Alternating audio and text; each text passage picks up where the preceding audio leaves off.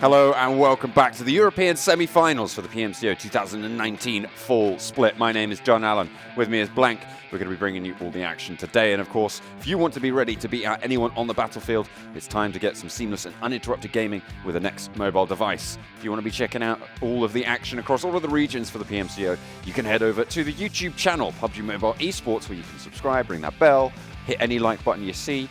Whilst you're there, anyone will do. All of them. Anyone will do, and preferably all of them. And you can stay up to date with what all of the pros are doing across all of the different regions. And of course, if you want to try and emulate that, you're going to need to get the game yourself, and you can do that by downloading it over on Google Play for your Android devices or the App Store for iOS. And you can get some glorious chicken dinners coming your way. It's so easy, guys. One push of a button, you're in. There's a few more buttons to press when you do get into game, after all, but that'll come later, and you guys can learn. It's a very fun game. You know how it is. But we are coming now into day 5 of the semi-finals, John. Yeah. This is the final day for Group E, and we have the competition system on the screen there. Obviously, we're in the semi-finals right now, John. 24 matches are being played. Yeah, we've gotten rid of eight teams so far from the group stages. We're going to be getting rid of 8 more at the end of tomorrow as well, when we finally get our top 16 for the regional finals. A lot of teams sat down the lower end of these tables, actually, with a couple more points to get if they want to try and escape that. And, well, how do you do that? You get some points. Get some points, and this is how you're going to get them. Of course, 20 points for that first place. That chicken dinner will get you a hefty chunk and pump up those averages, something awful. And then, of course, if you go down towards the bottom, you're only going to get 1 point for 11th and 16th. Not the greatest. Get a point for a kill as well, so you can, even if you do go out a little bit earlier, if you've got a couple of kills on board, you can still keep get those a little bit of averages stuffing rolling with your chicken as well. Yeah. A little bit of, potatoes, a bit of gravy. Exactly. Those are the kills on I'm top of the hungry chicken now, dinner. but here are our groups.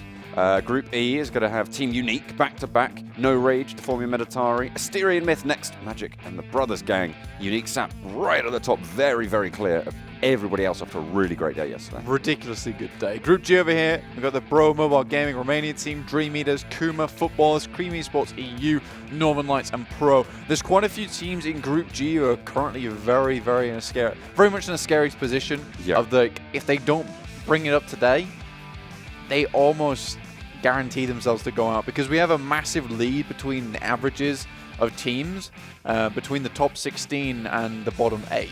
It's kind of ridiculous how quickly it falls off. Yeah, the teams actually in the bottom 8 currently on the overall standings are also the bottom 8 when it comes to their average scores as well, because of course there's different numbers of games played, so sometimes those boards aren't going to tell you exactly the truth, but for this time around it will. The only team that's anywhere close to dropping down at the moment in terms of those averages is going to be BitIce on a 6.25 average. The team below them, however, is Bro Mobile Gaming, who are currently sat on... Oh, that's Pro. Hang on a minute. Is that Pro? That might be Bro. Bro. No, it is Bro. I'm reading the tables wrong. Yeah, Pro right with 2. Pro right at the bottom. So yeah, Bro Mobile Gaming on 6.125. So it is a very, very close. Only like a 12th is that? I can't even remember. A very, very small fraction away in terms of those averages. So BitIce at risk. If we think about it, because to put it into context, we're looking at the bottom of the standings. The average is around about 5 points. Me and John were saying towards the beginning of the semi-finals, you want to be hitting around about 8 to 9 to 10 per match to have a nice consistent average going forward. Yeah. But it's kind of crazy that we go from 6.25 and we immediately make the jump all the way up to 8, like the high 8.5s, 8.9s. So a lot of these teams towards the bottom have got a lot of working to do going forward now. It is now day 5. Group E will be finishing their matches today. So it's last chance saloon for Deformia Meditari to get all those points in. Currently doing fairly okay. But we have to remember that today is their spot to get out from 18th and move into the top 16. It's going to be pretty tricky to do that. They are currently sat on a 5.16 average there, which is not the greatest. They do need to bolster those numbers, as you say, but you put in 4 great games today, you get 15 points a game, and all of a sudden that can start to turn around. It's quite tricky to figure out exactly how many points you need a game, but the aim of the game, obviously, get as much as you can on board, and with this playing path, some of those drops might be a bit tricky for them. 62 players in the cabin, so we do have 2 players missing. We'll see from which team. Unique running with the 4-man squad, so at least we'll see them all together. or potentially not. Old Boy might make a crazy little drop-off away from people. Currently the Western playing path here coming down from Zaki. Wow, okay. Down past Ferry Pier. A lot of teams jumping out here very early. Asterion Myth taking an interesting jump out going towards Zaki. We know they like to go down to Pachinki and try and hold that one out. So this is a massive change for them. Very interesting to see. Not only is it a change for them, it's a change for back-to-back. Because they were the team that they were constantly fighting in Pachinki, and now they've allowed them to go for something different. The Zaki drop, I'm not entirely sure about, but given the pace of the circles and this exact plane, this is fair enough. You know, going for this one kind of makes sense just a little bit. So we'll see if back-to-back can actually survive Pachinki this time around. You're looking at Asterion Myth here. They're currently sat on a 8.42 average. Now, what we were talking about yesterday, and maybe they've heeded our calls or they've listened to their coach and they've had discussions between themselves, is that we have to occupy more territory. We have to take places which are currently unlooted. Yeah. And going to Zaki is not a bad idea here, because as long as they get towards that top 6, top 7 spot, they're going to continue that average going through. And really, they just want to stay towards the top of the table right now. They need to set a precedent here in day 5. What is going on this northern side? Okay, so back-to-back are actually not going Pachinki either. Okay, this is an insane map that's just unfolded here. So Asterion Myth, they've gone Zaki for some reason. To the west of Severny out near shooting range, we've got about 4 teams, I want to say, including back-to-back, razzing it about at the moment. Next to here. I think this is down in the south. This is southeast of Pachinki. I do not know what's going on here. There's so many teams clustered south of Pachinki trying to get those vehicles and head out west, out east potentially. Yeah, you've got Magic, Futbolist, Brothers Gang, as well as Next here, and Yeah, it's just it is mad. All right, okay, we'll have to see if we can piece this one together. And the circle heading all the way south, potentially onto Military Island for a military finish. Yeah, to be fair, if we see the next circle hone in on military base, there is a very high chance that we see a military base finish. There's Solke going down. Mellow. VSS comes out. Not a bad job from any of these teams so far. Not taking too many knocks, but really we'll see how things go. And there's the M16 and Hard will just get behind cover. Yeah, he does get knocked first, though. Lucky for him, though. He's going to be okay for now. They can fall back, potentially go for Naya. They are a little bit away from their teammates, so it will be tricky to get that one done. I think their teammates are just a little bit south of them if they wanted to rotate in and go for that. KUMA's coming down there as well. So directly between the 2 bridges that lead into Sosnovka, we've got 5 teams. It's very, very packed here at the moment. Potentially need to usher some of these players out. We need to make a little bit more room here. The problem with this circle is that you make your way down here, loads of teams are going to be occupying the coastal side because they're unsure whether to make the commit onto military base as of yet, because there is still quite a bit of the mainland still in the circle. They do have quite a bit, as you say. That's bless you. Thank you. Silent sneezes. I think you could tell. That was. I thought it was pretty good. You've got you got a suppressor on you, Chanel. Yeah, I got a suppressor right over. The only team that's there's 2 teams at the moment that I can see that kind of haven't changed too much in terms of their drop location. It's Unique, who went south. George went down to hospital and that sort of area. And Deformia Meditari around Rosok as well. Northern Lights as well. They tend to go up to Severny quite a lot. That is true. However, their drop has changed significantly because of the number of people also there with them. Back-to-back actually starting to get a couple of kills. I think that they were one of the teams who did have at least 1 player lower. So we'll see if they're able to do anything there. Yeah, Romania team are the ones taking the full brunt of the force from Northern Lights and back-to-back. Oh no, back-to-back did have a full squad. I remember saying. This is really good nades from Slowboss. He impressed us yesterday with some ridiculously good sprays, even getting a 2v1 on the roof down. And they are just going to try and confirm him. They have a tree right to the left of Slowboss to provide him a lot of cover. Not too much oversight there from Magic, unfortunately. They didn't have the off angle. Next, they're going to be able to confirm. I'm not too sure Magic want to continue to take this fight. Potentially, they want to move over and take control of an area nearer to the bridge, maybe, and have a little bit of strength later on. You only lose this fight, John, to be honest with you. Sure, you can get a knock here and there, but to be quite honest, you just want to find a better position, because you can make your way down to Ferry Pier You could have made your way down to Ferry Pier, but obviously now Bro Mobile Gaming are going to try and take that one for themselves. They're going to clash with Unique just north of Ferry. And how can we get back up again? I think Magic just need to dip out a little bit here, wait for what the next circle does, try and recuperate some of the losses they just received, maybe loot up a little bit more, because at some point you are going to have to make that cross, and that's going to cost a lot of teams dearly. Without Evil as well playing in this game, Cream did claim Sosnovka military base for themselves. And now a couple of teams are heading on south. You've got Futbolist moving over the East Bridge. You've got the Brothers Gang as well, sending their players over and taking a little bit of area around Novo. And just a little bit further south of that military base as well. The rest of these rotations starting to come on in. You can see Bro trying to rotate parallel to Unique. They stop off at the compound. Unique do not put the brakes on. Old Boy, full send across the bridge. Looks like he's going to be able to make it away this time around. And the rest of the team's going to take the fight. Yasha gets confirmed. I think Yasha was in the water there, which is why he went down immediately after being knocked. I understand this play from Unique, but to be honest with you, they've done more confusing things before, and it's worked out. And to be quite honest, with an average that Nyon is almost at 20 points per game, you kind of just accept this type of things. Yeah. Unacceptable when we come to the regional finals, but right now, yeah, they're just doing them. It's pretty tricky to try and dismount this team. Here is back-to-back. They are out in the blue, in a very northern location, taking a fight. We've seen them do this before. If they win it really very quickly, fine.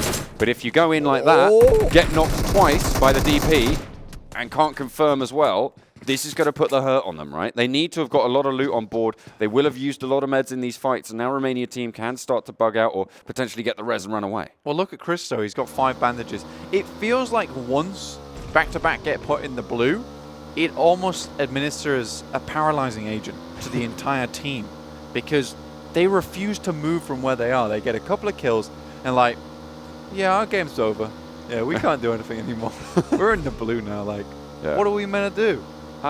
That's it. You know, what are you supposed to do? But Romania team is still taking a little bit of hurt from them. Back-to-back can now mount up and go. The rest of the Romania team did just leave immediately. So back-to-back now have that opportunity to get a vehicle and get away. And the rest of the team's now making the cross. They have been given the opportunity. We'll see if they take it. I actually don't mind the position that Unique took there. They know that that's it's one of the God compounds, right? You hold on to it, it gives you so much of an oversight over the bridge itself. And you can watch everyone going in. It also gives them the opportunity to go over the bridge first if they choose to when we see this next circle pop. So it gives them a lot of options. They did have to lose Yasha in the process to get it. But with 3 members online and those 3 members being very, very strong, potentially they're still okay. Pyrrhonic does go down to being run over. A little bit unfortunate. Bobby will finish him off. This has to be a good game for Pro, remember. They're stood right at the bottom of the rankings. I don't know if they can pull it back today. They have a 2-point average, Blank. Yeah. It's going to be very difficult.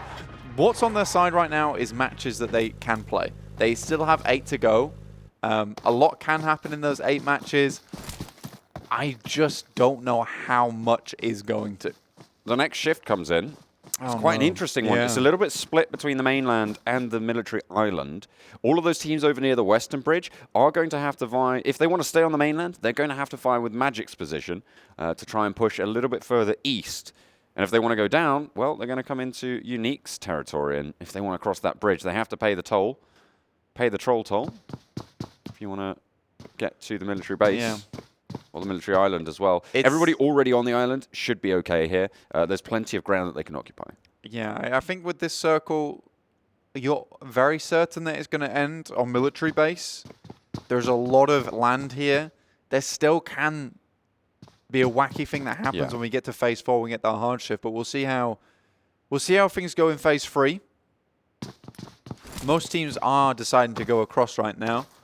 I'm interested to see where Unique are, see if they made the cross or they're just hanging around. Yeah, they are just around this bridge. You can see them they're just hanging about. That's fair enough. Back-to-back are actually coming from the north. Wow, incredible. They have started to move. They have indeed. They've left Herbs, though. He was sacrificed to the blue. Well, I don't know what he's doing. We'll have to find out, but hopefully they've heeded our criticisms from yesterday. Gone for something else. Mello trying to hit those tires, ruin the buggy. His teammate will get a little bit of damage as well, but the boosters will see Bro a little bit safer. Just for now, anyway, because that is not really going to slow them down too much. Back-to-back have made it into the circle blank. At least one of them has. That's Christo right at the front, and they're going to be moving over through Potato Hill. Next, holding one of the gas stations near that western bridge, which is really going to be a hotspot for small rotations moving through into the next phase. You're going to be a little bit proud of KUMA at the moment. I mean, despite everything, we do see them try their little hearts out every single game, and often do make it quite far into the circle. I empathize with this team a little bit because they do try really, really hard to make it work. Sometimes they just don't have that firefight power that we see a lot of other teams harness within the European region. Yeah. Be interested to see if they can make it out, but right now the prospects are looking slim. But it's nice to see that they still have a lot of hope. Unique have made the crossover on the western bridge, over on the eastern bridge. DreamEaters as well, having a little bit of strength here. They are one of the teams with only 3 players, which means that they will be playing at less than full capacity. You can see that on the top left. For this game anyway. Potentially coming back for the next one. Back-to-back still messing with the Romania team on the northern side. And I think that might be Romania team eliminated. Back-to-back are still going. All right, okay. We'll see what more they can do. The DreamEaters make it most of the way across the bridge. They were getting shot at by NEX briefly, but don't think they took too much damage. You can see they're all perfectly healthy. This is the thing, though. Back-to-back, they have some potential in them, and they're currently sat in 17. So it's not the worst position in the world. I did not know you could just go off the side of the bridge like that. Yeah, I just ignored it. I was like, cool, you phase through that bridge. You do you, buddy. You do you. Someone's channeling Barry Allen there. It is October right now, so spooky. Spooky. Ooh. Spooky stuff. But yeah, there's potential in back-to-back, and there's still opportunity for them to climb out the pit that they were thrown into by Bane. We'll just see if they can make that jump from 17th to 16th without the rope. Yeah, it's a pretty short climb, to be fair. I mean, Bro, as we said, they are 1.25 on average away from BitIce, who are the team that are at risk at the moment in 16th place, the last qualifiers. So we'll have to see if they're able to do a little bit more. Northern Lights, though, they're suffering from Pro. And it's certainly a bad case of it at the moment. Pro, the other team with 3 players going into this game, along with the DreamEaters that we saw earlier.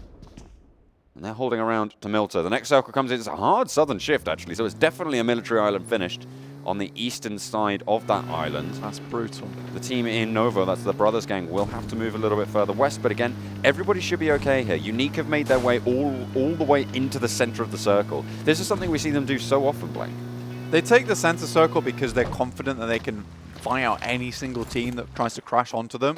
So it's really smart. And especially here, they are basically setting themselves up for as many fights as possible because a lot of people will have eyes on them now. Interesting circle here as well, because Novo is completely locked off right now, so there's no massive opportunity to make this clockwise rotation once the blue does come in. And most teams will be wanting to make their way down anti-clockwise, but once this hillside is claimed by Unique, it's going to be very easy to defend for them and also force a lot of teams into poor positions where there's not a lot of compounds around here. Bridge guarding coming in from DreamEaters against Asterion Myth, looking to try and roll on through. All the teams on the mainland now really going to struggle. They're going to have the hurt put on them, and it looks like back-to-back are the first to have those shots ring through. Pro holding the other side of the bridge that Asterion Myth managed to get through, but then they've got to get through the DreamEaters as well, who are holding the other side. Asterion Myth managed to find themselves into this next circle, so they will be okay for now, but they're going to have at least one more team crossing behind them. Back-to-back, it looks like they're just going onto the beach and going across the water, potentially. KUMA maybe rotating a little bit down towards that bridge, so could potentially get a little bit hairy there. That it could, John. Asterion Myth still trying to make it past DreamEaters, who set themselves up very early to completely cut off this rotation in, but now they're taking fire from behind. But Unique are going to try and put a stop to that one. And now you are just going to see all the kills just start to drop off on the kill feed here because it's so packed up. And like I was saying before, there's just really no compounds to control other than the ones right on the edge of the eastern side of the circle. So everything is mega, mega open. KUMA taking heavy punishment as they try and cross. They are out in the water. I think they've grabbed a boat. 2 of them are down there, you can see. If that boat goes up, so do the rest of KUMA. And there it goes. KUMA get eliminated there. The reses can come through, certainly onto 1. I'm not too sure if he's going to be able to get both. Mario ticking pretty heavily. Oh, dear. That's a lot. That's a heavy hit for Bobby. Looks like I don't think he gets this. No, he gets the No, med kit off. I think he gets a doesn't. tick of booster there. I think he's dead. He is still alive there. Oh, looks like that they are. But there's back-to-back getting eliminated. Everybody now crushed onto that military island. Yeah, Finally, he does go down. You're right. Yeah, I just don't think he gets that med kit off. It's a long. It does have an extra 2 seconds on the pop, so maybe going for a bandage or something there would have been a lot better of an idea. But unfortunate for him, won't be able to get it. He just had to make a quick decision, and he went for the bandage first. I think potentially if he immediately went for the med kit, but maybe he gets it. But unfortunate. We'll never know. We'll get the next circle. Cream Esports currently directly in the middle. Cream Esports been having a pretty decent semi-finals, to be quite honest with you. Yeah, they're doing all right, actually. They are sat in 15th currently, but their average is 8.8 at the moment. Pretty decent and quite far away from that red zone average. At the moment, they are hunkered down in essentially like a bomb shelter. I don't know if you saw the rotation earlier, but they are right in that bomb shelter. You also got to remember that most of the teams who are currently occupying 1st to 16th have 12 matches played. Cream Esports EU, on the other hand, they only have 8, and they're still in that 15th spot right now. So they're actually pretty happy with themselves. Asterion Myth, a little bit of Road Warriors coming in against the DreamEaters as they start to rotate in to the circle. They've made a wide rotation, a pretty far rotation as well. As the Asterion Myth hop out, they go for the 2v1. Toffees feels the brunt of it. Fortunate for them, but they do hold on out. The rest of the DreamEaters try and send on forwards, but Eclipse falls as well. And now it's just Advocate trying to get away from this, but he's down the hill. Finds a little divot, but may not provide him too much safety for long. No. He's attempting to get away. Asterion Myth have spotted a team out in the front, so really good job to Asterion Myth to make their way in here, come all the way down here. That's the brothers gang on the far side. I think the fact that they saw DreamEaters move and immediately made the decision to follow them afterwards is very, very smart, and then take the high ground. Really, really happy with this from Asterion Myth. They may have just secured this southeastern side, which actually provides them a lot of cover. But what it doesn't do is provide them too many rotation options into the circle. You can see Unique are just completely all the way up there on Conservatory. They can see everything. Yeah, Observatory is such a strong place to hold in this circle at the moment. They do have the cliff face, and they probably will have to leave, but the rotation opportunities from there aren't actually too terrible. Sometimes it could be tricky to descend, but there's not actually that many teams in the next circle, in their path of the next circle. Cream, very much a one-directional team because they can't leave too much from their location because they will just get peppered right in the center. Everyone's looking their way. Deformia Meditari facing off against Unique up the hill as Magic try and vie for the western side. Bros still have their solo player in Mackie on the western side as well. Bit of a creeper grenade there from Lovazin. Just makes it way down the hill, hits Naya in the back. Will apply the bandages. Like you're saying, John, though, the rotation for Unique is a little bit difficult. It's not too hard to rotate down. And what you remember is because there's not many compounds here, most people are going to be hiding in positions where they can't see as much as anyone else anyway. They're going to be behind ridge sides like this, hiding away and popping out towards the end of the circle. So Unique, it's not a bad time for them. They do have to roll up in to Deformia Meditari, who've been really patient, haven't taken too many shots at them, and not given the game away. Magic have the far overwatch on this, so if Lovazin does get the knock, Naya might just be able to get backed up. Cream getting crashed onto by the brothers gang as Unique will have to dismount from that hillside. Old Boy gets in there, but the Punisher might just have something to say about it. They all group up and Kinda God goes down. There's the nade coming on out. It is counted out with one of their own. I think that just went a little bit too wide. Such a difficult cliff face to operate around. The rest of Unique squads having to go on in. Kinda God is able to drop back. Will be able to get res, but in comes the Overwatch. Rogue and Old Boy peppering it on down, and they go in for the side swipe. Deformia Meditari go very, very low. Warfare in is going to fall fast, and Old Boy goes down. They should be able to get the res, however. Yeah, and this clears out the northwestern side of the circle. They've got a lot of terrain to play with right now, John, to make their way into the soft edge here. And whilst this all happens, look at all these teams just vying for some kind of position to hold. Like I was saying, there is literally no compounds right here. Trees are friends. They are going to be really, really crucial here. The terrain is difficult to rotate around. It's so steep as well. In the meantime, I think Old Boy did get confirmed up the hill, didn't drop down fast enough. So only 2 players for Unique on the eastern side, probably in one of the safest spots, actually. As everyone else, as you say, clashing for these hillsides. Naya still in this one, though. And there's a bit of a split from Magic right now. Naya coming in from the northwest. Magic Saeed, I believe that's Master down there as well, coming from the south. But they will be moving up into Asterion. They're taking that fight right now. We see Cream Esports over here, just holding this side of the hill. This is really smart. It prevents teams from making their way up here, and he doesn't have to worry about anyone to his right. Unfortunately, he is exposed to Maki below from Bro. And he will have to turn around at some point to deal with No Rage. Zezi's pushing on to the remaining player standing for Unique. One of them did get knocked during that time as the Futbolist tried to push in from the north, but No Rage were able to get one knocked down, and I think Unique will get the res off. Cream at the moment, all 4 players still standing. This is the performance you want if you want to try and continue to break away from that red zone, that danger zone of elimination moving forwards. And it'll set themselves up really nice for the rest of the day. That is Unique now out in 7th. Not a terrible score, to be sure, but still not what they were looking for. They are right at the top, so... Look at this circle, though. Not too much change for them. Yeah, Asterion Myth really, really happy with this one. The only problem is that they've got a hillside behind them. But this little compound here with the cars around them should keep them safe from the rain for a little while before the teams really start to come in. But they want to get rid of Magic as soon as possible.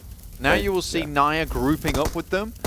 They have a little bit more of a fighting chance. A little bit. 3 players on Magic, but they've been spotted by Asterion Myth. 5 kills already for them. They're doing pretty well. Currently sat at an 8.42 average for this game.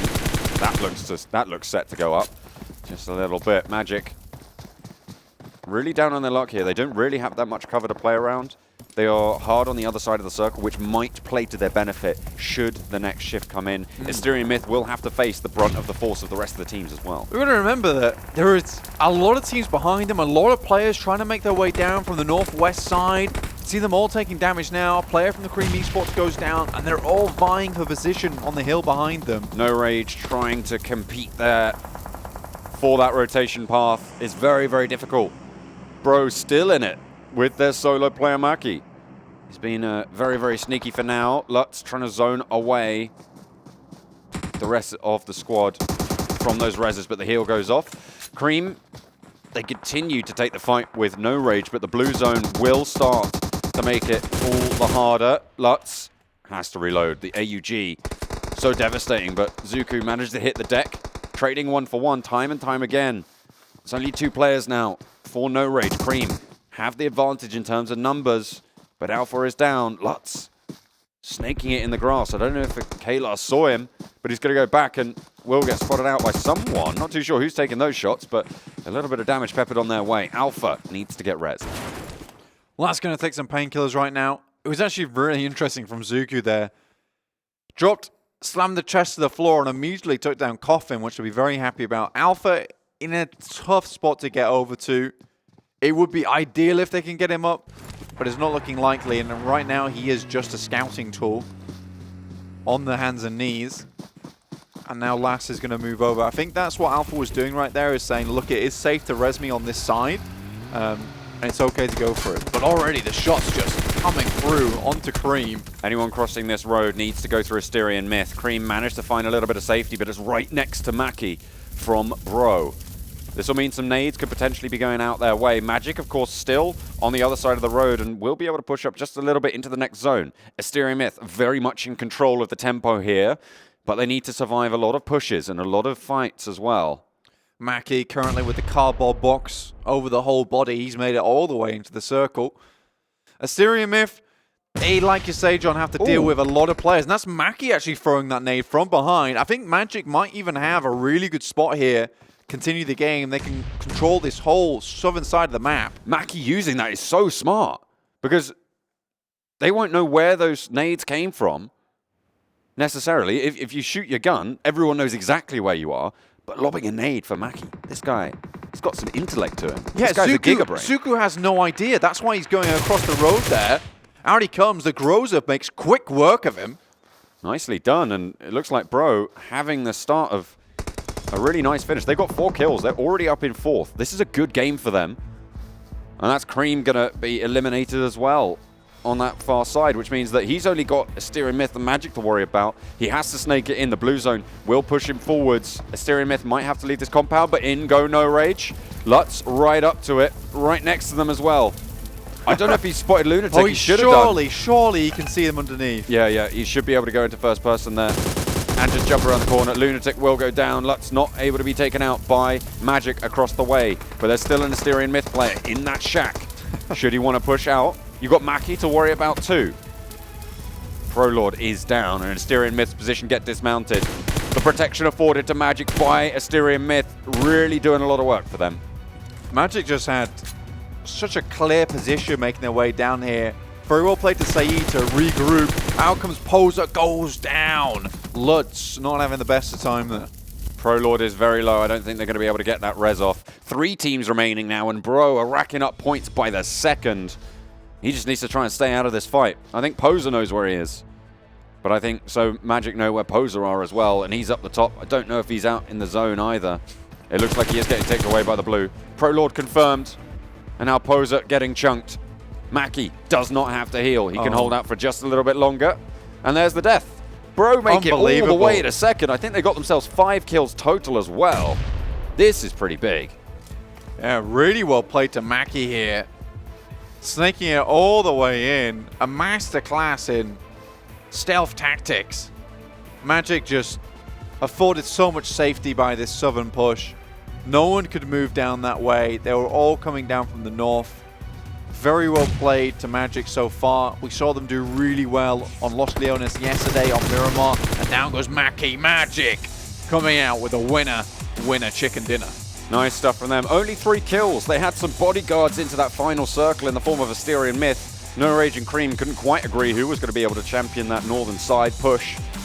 And they came across because of it. As we go down, you can see a couple of kills being dispersed. But really the headline here for me is that Bro managed to land in second with 4 kills. Getting themselves 18 points blank. That's going to really bump up their averages when it comes to the final finishes. Nice to see, of course, they were the team sat right at the top, just below Bit Ice, and that's probably going to see them over. It will do, yeah. PMCO Gaming going to be massively happy with Maki there. Really well played to him to make it all the way to the end. He even did some fighting. It wasn't a case of just he crawled all the way in. He made sure he cleared some of the players in front of him and forced an early push from No Rage, which they may have not wanted to do there if they had more players. So really well played, all in all to them. KUMA desperately trying to make it across the water, don't actually able to do it. Unique also, he had an okay position, but it was getting down from the mountain that ended up being their doom. 7th with 4 kills though, that's fine. They have enough points. They're going to be just dandy here. Shouldn't be a problem at all. But as I said before, I think praising Maki here is the right thing to do. Fantastic stuff to be able to get his team into second from snaking, I think, from around 12th place. Yeah. It's great stuff. As a single player as well. Yeah, exactly. And I think he knew exactly how to use the circle, put it at his back. He let it push him and guide him slowly into the circle. And I think he even realized the fact that the southwestern side was super clear, which is why he made his way down there. And like you said, Asterion Myth and the rest of the players coming from the north, like the swaves of players, almost afforded to be like his bodyguards, like you were saying. They were sat at the door, they were asking for ID from everyone, and they were just asking each other for ID, and it became a massive mess in the end. Nobody knew who had the authority to ask for whose ID. And exactly. It became the weirdest visit night out you've ever had. And the one club member, Mr. Maki himself, he was like, oh, I guess I get to go in now, and there's no bodyguards left. It's like they're all fighting, and you just walk in, and you're like, oh, okay. Oh, cool, nice, good night. No cover fee. But they are going to be able to get themselves into second, as I said before. Probably the only team that really is going to benefit massively from that game. Cream just extending their list, their lead. Everybody else who needed to get some points on didn't really do so, unfortunately. No, Pro going out quite early, KUMA also going out quite early. it's not good for either of these teams. Yeah. And it's becoming much, much harder to make your way up the rankings.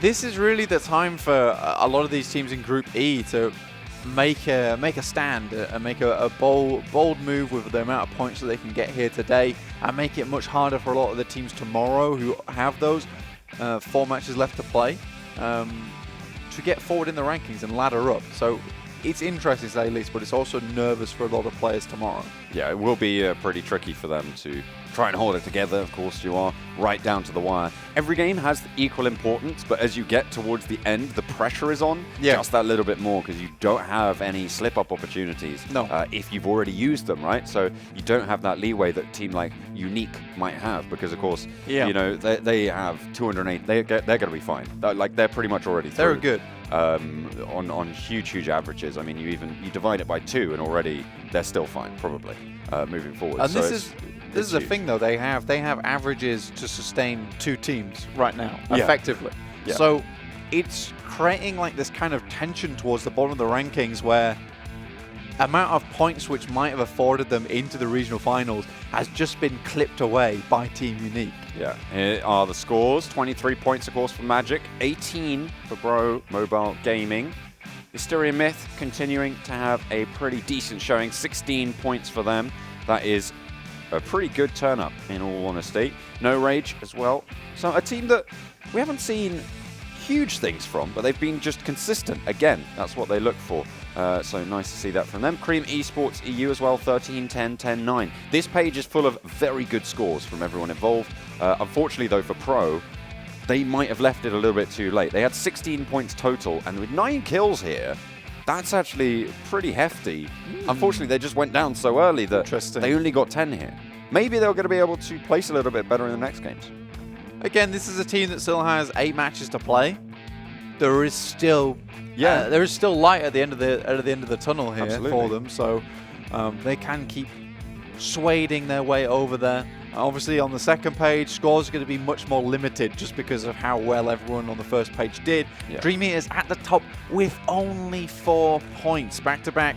Got those 3 kills, they'll get 4 as well. NEX and Romania team at the bottom, Northern Lights 2. They had their Severny drop just severely ruined by many other teams who crashed in on their party. Yeah, it was pretty difficult to try and find ground there. They haven't had the best of luck on that one, but they did manage to make that rotation, so good job in terms of listening to that advice and changing it up just a little bit. We didn't see either back-to-back or Asterion Myth go to Pachinki either. Which was quite a little bit of a difference, quite an exciting. It already helped change. back-to-back though get down, and they made it into phase 3. Yeah, exactly. Which is really important. This is the overall scoreboards, of course. Unique sat up to 27, clean, efficient. That's what they need. Simurga, they are just sat below at the moment. Still 12 games played for Simurga and Hope. They will be playing tomorrow. So we'll see what they're able to put on the board then. But for now, Next are going to be looking to try and leapfrog them today. With 155, they're only 4 points down from Hope, so they should be able to do it today, I imagine. They have 3 games left, so all they need is 1 kill, and then they should be fine. That should be fine. Again, good thing to note here is that all these teams are on 12 matches played or plus, so we might see some differences coming into the end of today with the players from Group G. Potentially changing things up a little bit most notably, as we go down. Most notably, Futbolist might be able to jump on in there. Currently, they were before this on an 11.25 average. Now, I believe they're on a different average. I can't new average. I can't quite do 100 by 9 in my head that quickly, I'm afraid. There's some 9s involved, and I just can't. Yeah. I just can't handle it because we have so much more to talk about. 13 games played for Deformia Meditari. They are really looking shaky here. You can see Pro right down the bottom. Even after a solid performance there, they are really suffering here, and it's unfortunate. But they do have a long way to go. They still have 7 more games to play, and if they can put up, 15s, 16s, 17s relatively consistently for the rest of it, they might just be able to clamber on out. It's a very tall order, though. It is. Brumable Gaming making their way up, like you're saying, John. And here's our kills leaderboard. Morteza gets himself 2 kills. Old Boy trying to vying for that position at top there, number 1. He wants to make it. You can tell he wants to make it by a lot of the plays that he is making. But what's more incredible is to see is Rogue and Kitsune there with 27 and 24. It's tradition to have at least 3 of the unique players on the kill leaderboard. It has become the new thing that happens all the time. Yeah, of course, with Samurga and Hope not playing today, Unique might just be able to take all 4 and pop them on there because, of course, all of their team, all of their players can perform. It's been great to watch them do so over the past set of games that they're playing. Of course, they will be closing it out at the end of the day. And if you want to catch that, well, you're going to have to stick around because we're going to head to a break. But we will have more games for you when we return. Don't go anywhere.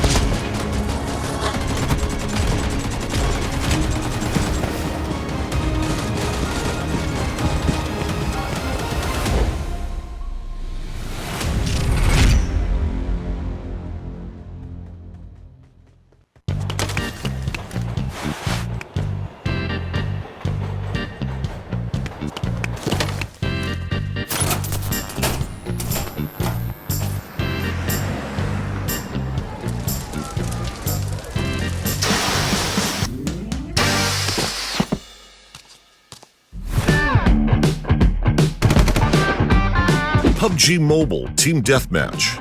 Anytime, anywhere. There is a better choice.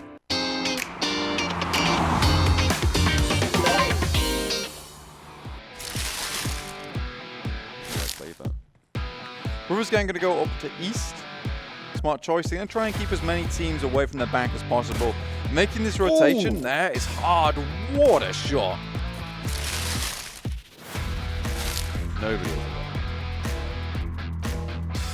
No matter who wins, they're still going to be down to 2 players.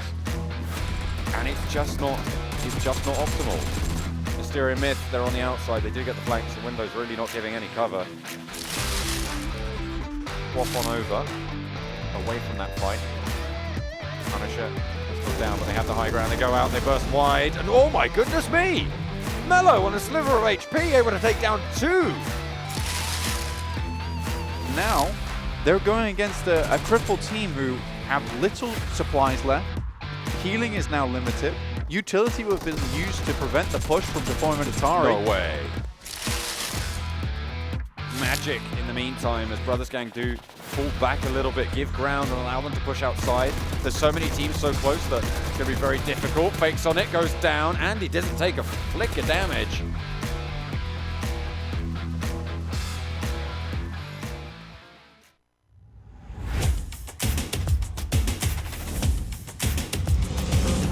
That'd be so much fun. What we haven't seen though is 404 getting involved in early fights. The first 2 games we saw them very involved in early engagements. Yeah, I mean, this game, very quiet. I guess the trade-off they're making is, sure, they would go...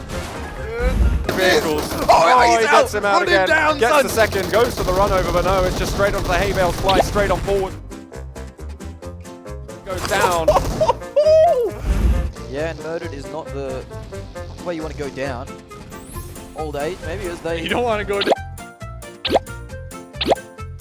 Old age, maybe as they... You don't want to go down Don't by like a that, vehicle no, flip no. either. That is a big Goodness one. me, that is... And this man has PBZ 8 knocked kills out now, I and believe. gone, yeah.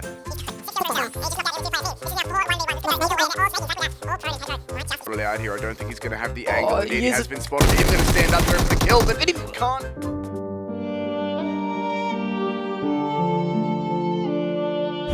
Or long-range kills, if you can, in the early on games.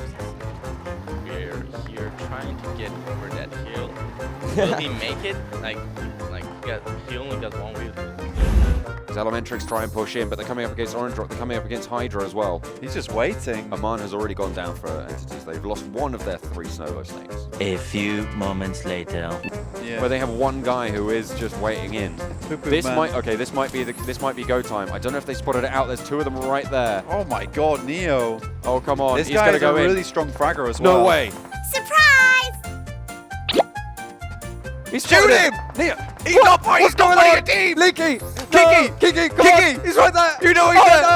Oh, Oh my god! What is going on? Oh, my he's god! part of the team. hasn't chucked it! Kiki, Oh, it's Kiki, the third please! person. Oh, he's got it! Oh, he's gone! Ah! What is happening?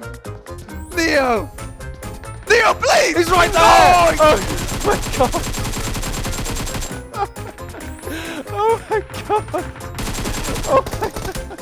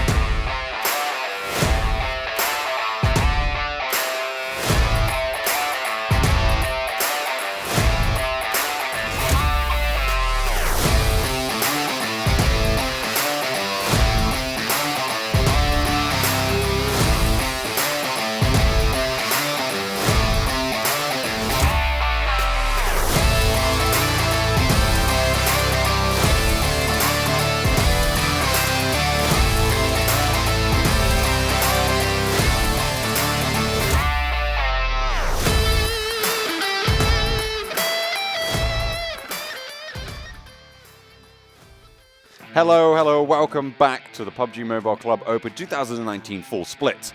My name is John Allen, with me is Blank, and this is the European semi-finals as some of these teams do push on towards their final games of the tournament. And of course, if you want to play PUBG Mobile, you can do so with NEX mobile devices, which will bring you a more immersive, more powerful, and a more outstanding performance in your game, so you can get those glorious chicken dinners on board. And if you want to check out some pretty glorious chicken dinners, Blank, then you can head over to the YouTube channel, PUBG Mobile Esports, and hit subscribe and ring that bell.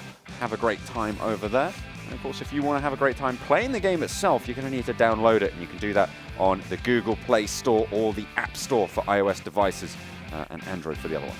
The one that I said before. You remember that one? I remember that one. Oh, okay, good. Yeah. That's a Google Play Store. So yeah, we're all good. We're all good over there. Yeah, fantastic stuff coming in. And a great performance coming out from Bro Mobile Gaming's Mackie to be able to send them into those final circles and place second in try and boost them up out of the red zone. Happy Mackie at the end of the day there. Comes out on top on Erangel. Well, not quite on top, but in second, but still very, very good game for him overall. We are going off to Sanhok now, which is a bit of a different map. A little bit more firefight centric, a little bit more of action packed, so it should be fun to watch. I think a lot of these teams are looking to try and get ahead at the moment. Pro actually having a 9-kill game, which is incredible from them, considering they're right at the bottom of the rankings right now, John. Yeah, they had 6 kills total before this, so they've now over-doubled that, giving themselves some points. But, yeah, over-double. Yeah, I like it. But they've only now got a total of 26 points over 9 games.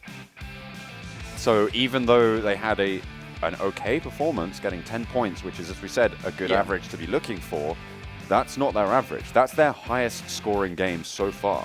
They managed to whack around about a 0.5 on top of their average right now, which is quite good. It's okay. It's okay. I mean, getting 10 points, I think, I can't remember. I can't figure it all out. I think they're around about 2.5. Yeah, at the moment, it's really, really not looking the greatest for them. But no, we will be taken to Sanhok now, and this is a map where no matter what the playing path is, you can really see anyone go anywhere. My question is, will Asterion Myth drop on top of back-to-back? Will back-to-back stick on bootcamp where they dropped before? We'll have that little brawl that we know they like to have. One thing I want to see is I want more of the map to be occupied. Last time we saw pretty much over on Barn and the compounds around there and Bravo, just completely devoid of any signs of life. Despite there being quite a lot of opportunity to go for a split loot there, as well as taking Camp Bravo. Alpha also an opportunity that wasn't taken before either. All these teams now coming out the plane. Southern side of the map, a little bit longer to get down to. We're looking at like Cave and Kampong. Lakawi open up here. Obviously, we don't have our resident Lakawi players in the lobby, so we'll be going over there at the time being. But it is back-to-back who try and take bootcamp early. But this time, they'll be fighting versus Deformia Meditari, who they might have a little bit of a better chance with. Asterion Myth actually changing up their drop location again, so maybe they were the ones who heeded our warning. Yeah, and to be fair, it works just as well for them. They got to second last time. They got the first last time, sorry. They got the chicken dinner. In Asterion Myth? They came third. Third, sorry. Third, still pretty good. Still pretty good. And had a great performance because of it. This time around, they're going a little bit lower down over towards the area around Cave. On the southwestern side, you've got Samhi being vied for by 2 different teams. I think Cream is one of them. I can't quite spot the other one. But Hatin also in contestation. It's a Romania team down in the south that's clashing with Cream. Oh, yeah, there's a Romania team. The ones being killed. Yeah, I know those ones. Exactly. That's the one. There's Sumi trying to make that cross. Will go down. And this might be a very fast wipe for Cream if they can get it. Very nice pickup, but I think Romania team, we've seen them lose fights like, we saw them lose this fight in Severny and go 2 players down, and they just immediately left. But this is so early on that they haven't even been able to loot it pretty much anything just yet. You can see it's a UMP and an M16 on the back, which isn't the best. They don't seem to have too many scopes, but Viper's got himself, you know, a couple of helmets and stuff. Magic doesn't have any armor or any helmet, so they have really been pinned in. Yeah, I mean, the problem with this is even if they lose 2 players, rotating away from this area becomes very, very difficult. Because on the rotate, you are going to come into contact with a lot of different teams, especially on Sanhok. So you lose 2 players, you're more than likely just going to get destroyed after that. Now, Cream Esports, they are going to make the push strong. Yeah, they are going to go in. There's a side swipe coming through, but they don't get the crossfire. Magic goes down. They get one knock, but they cannot confirm. And Romania team over in Sami get eliminated. Yeah. Unfortunate for them, Romania team now out. Pro are off towards Bantai. They are going to try and move north, but they have to go through Asterion Myth as well as Bro Mobile Game. But right now, Cream Esports, they are very happy with this position. They've got a pretty easy path to rotate through from high ground to high ground, scout it out as they move towards the circle in the north. Actually not doing the greatest on that spray, but fakes on it, lands it. Beautiful stuff coming out from Brothers Gang over in this fight against KUMA. We've already lost one. Simon will be able to rattle one off and confirm it onto Tabsy. Yet again, and this is the Brothers Gang at their finest. 3 kills already. This is over in the northwestern side, over near Hatin, just on the peak. But the back-to-back squad have started to take this fight with Deformia Meditari as well. Christo pretty close to Warfare, and I think did just get rezzed. I think both of these teams, what they're lacking right now is most definitely aggression and that ability to take a fight with teams. Both teams are so slow to do it. And also, how does he not get that spray onto Christo? Well, luckily, Punisher is there. I mean, sometimes sprays do go one way or the other, but I mean, it's having that backup that's great. Christo literally did a 360 in the corner. How does that happen? I mean, you know, that's my point, though. Sometimes these things happen where you do whiff sprays like that, and having the backup come in from Punisher was really, really strong for Deformia Meditari. So they made a calculated push there, which is nice to see. We know that they can be strong in fights. They have had them before. They have had some fights before, John. That is correct. They have fought other people. Yeah, back-to-back, though, I think they're just a slow team. They're just too slow, in my opinion. And what it allows teams to do is to push on them mercilessly. I mean, the only time that back-to-back has really won a fight versus Asterion Myth is when Asterion Myth got a little bit too cocky and went for a very, very fast fight, but essentially just threw all their players at them, and it was just very easy to just thrust a stake through them and get the collateral. I think during the group stages, we did see quite a few decent fights from back-to-back, and it seems like they've just lost that mojo. They've had it stolen. Yeah, we'll see if they can perform some rituals, get that mojo back online. I don't know if you get mojo back online. Is it a thing you can get online? No, you have to get it back from Dr. Evil. But can you buy mojo online? Mojo Jojo? Mojo on Jojo? I don't know. Potentially. I have to look that up later. See if I can get myself some fake mojo. Oh, look at this. They're going to be able to hold it down. That's the sort of fight that I was looking for. They held it down.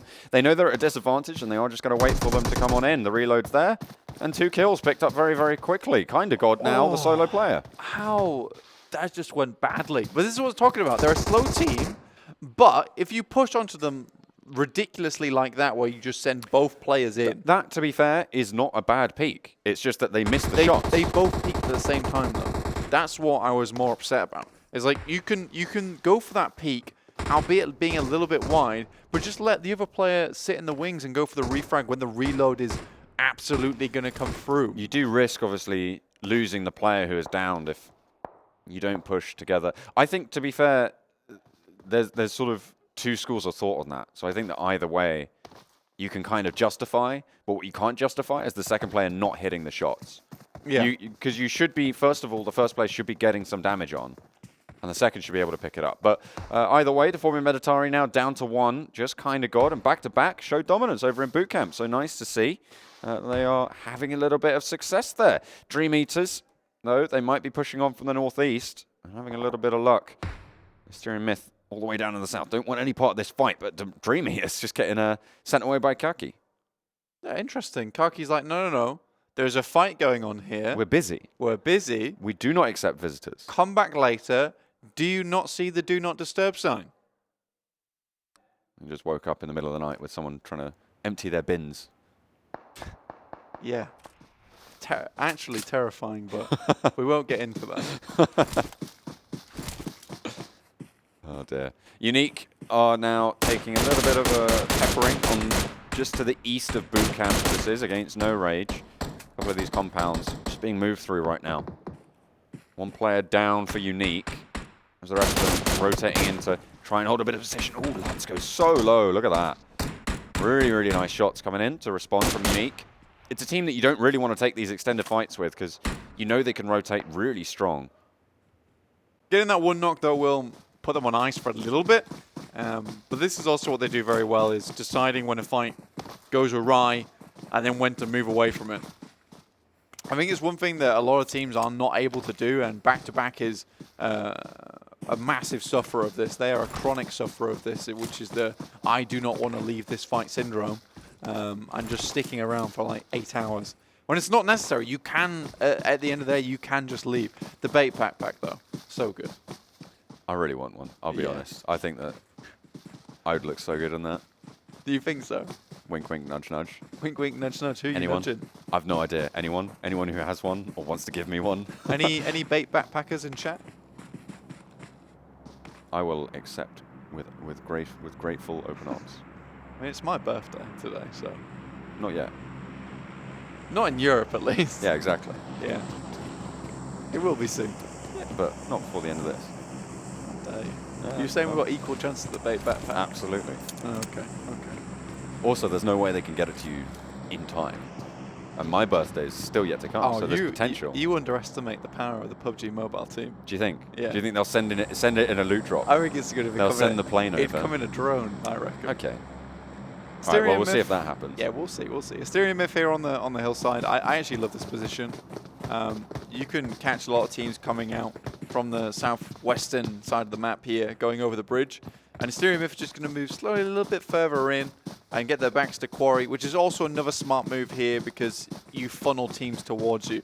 I'd be interested to see where Asterion Myth opt to head on up to, because currently it looks like they are going to try and rotate anti-clockwise and avoid the funnel, which is undoubtedly going to come through just to the west of quarry and upwards towards bootcamp, where you can see a lot of teams clustered now. Yeah, we saw that, I think it was yesterday or the day before. But so many teams got really hard shifted around the quarry area.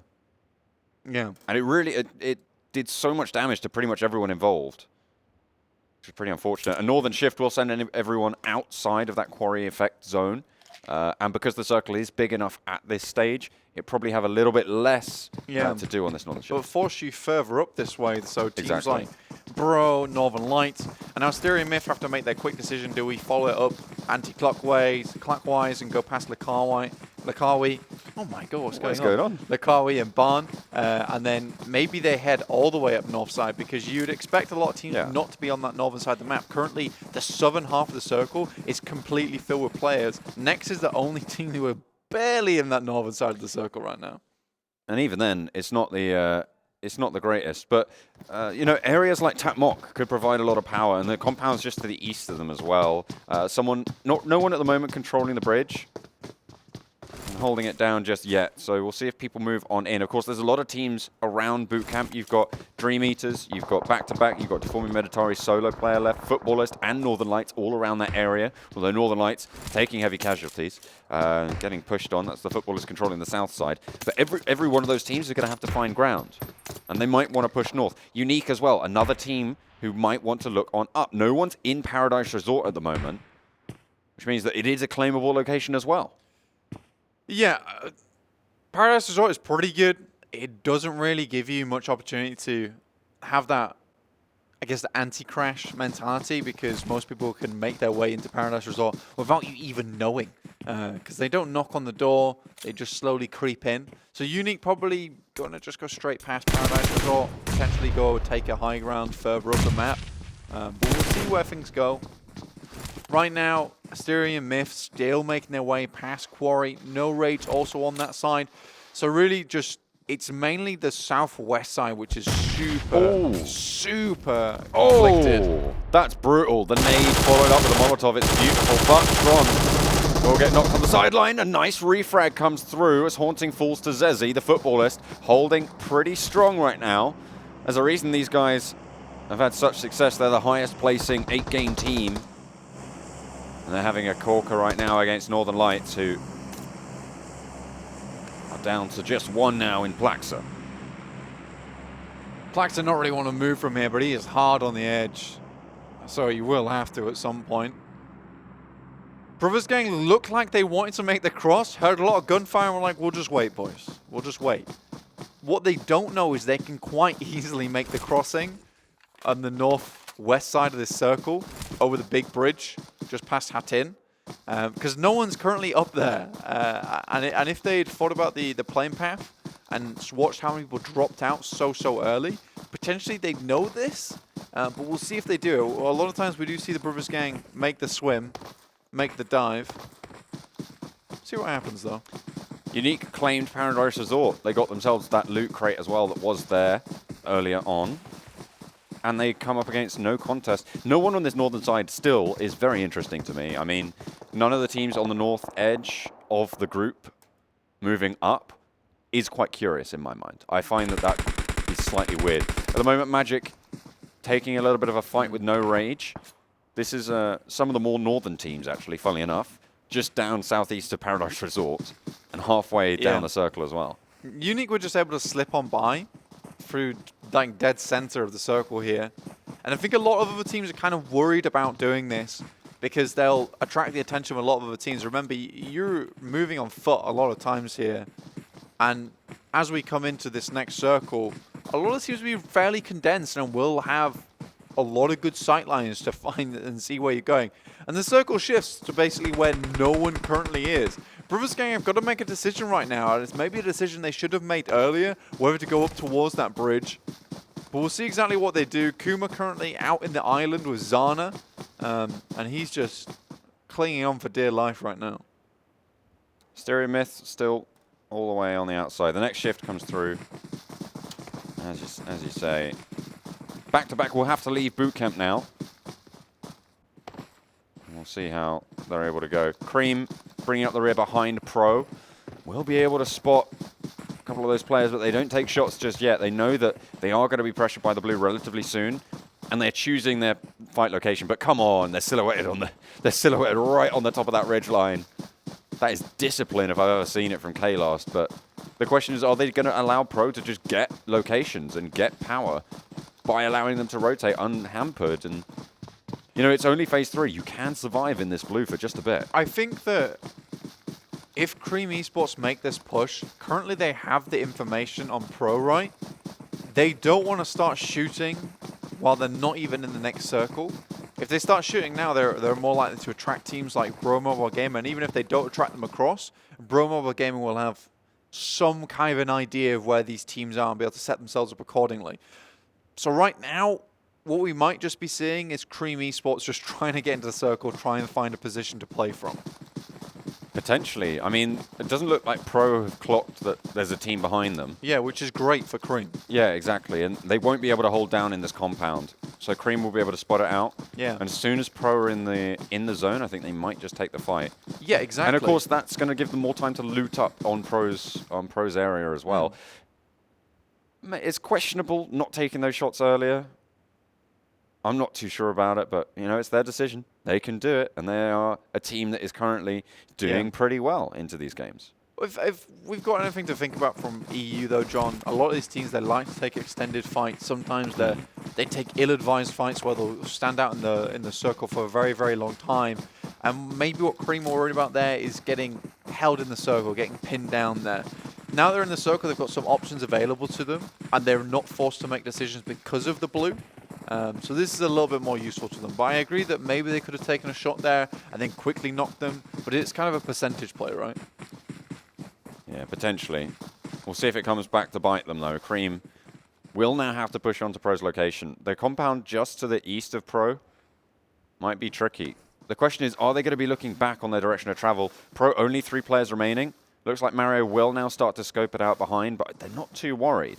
I don't think, anyway. Certainly not at the moment. Cream could prove to be a pretty tricky thing to deal with, but you've got back-to-back who will be needing to leave now the north side of boot camp and probably push around this coastline as well. Cream maybe going for this assault now.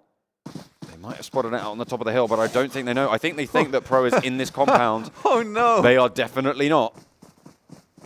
Pro, I think, are now well aware that Cream are moseying around on the high ground. And it looks like Cream are just going to run on past. If they can do this and take a position further into the circle, this works well. And there's the next circle popping. Very central here. So a little bit of tap mock, but a lot of compounds to play around with. So there will be some lucky teams. Oh my god, he's so fast! This he's guy. so fast! Oh my god, he's got his wings on.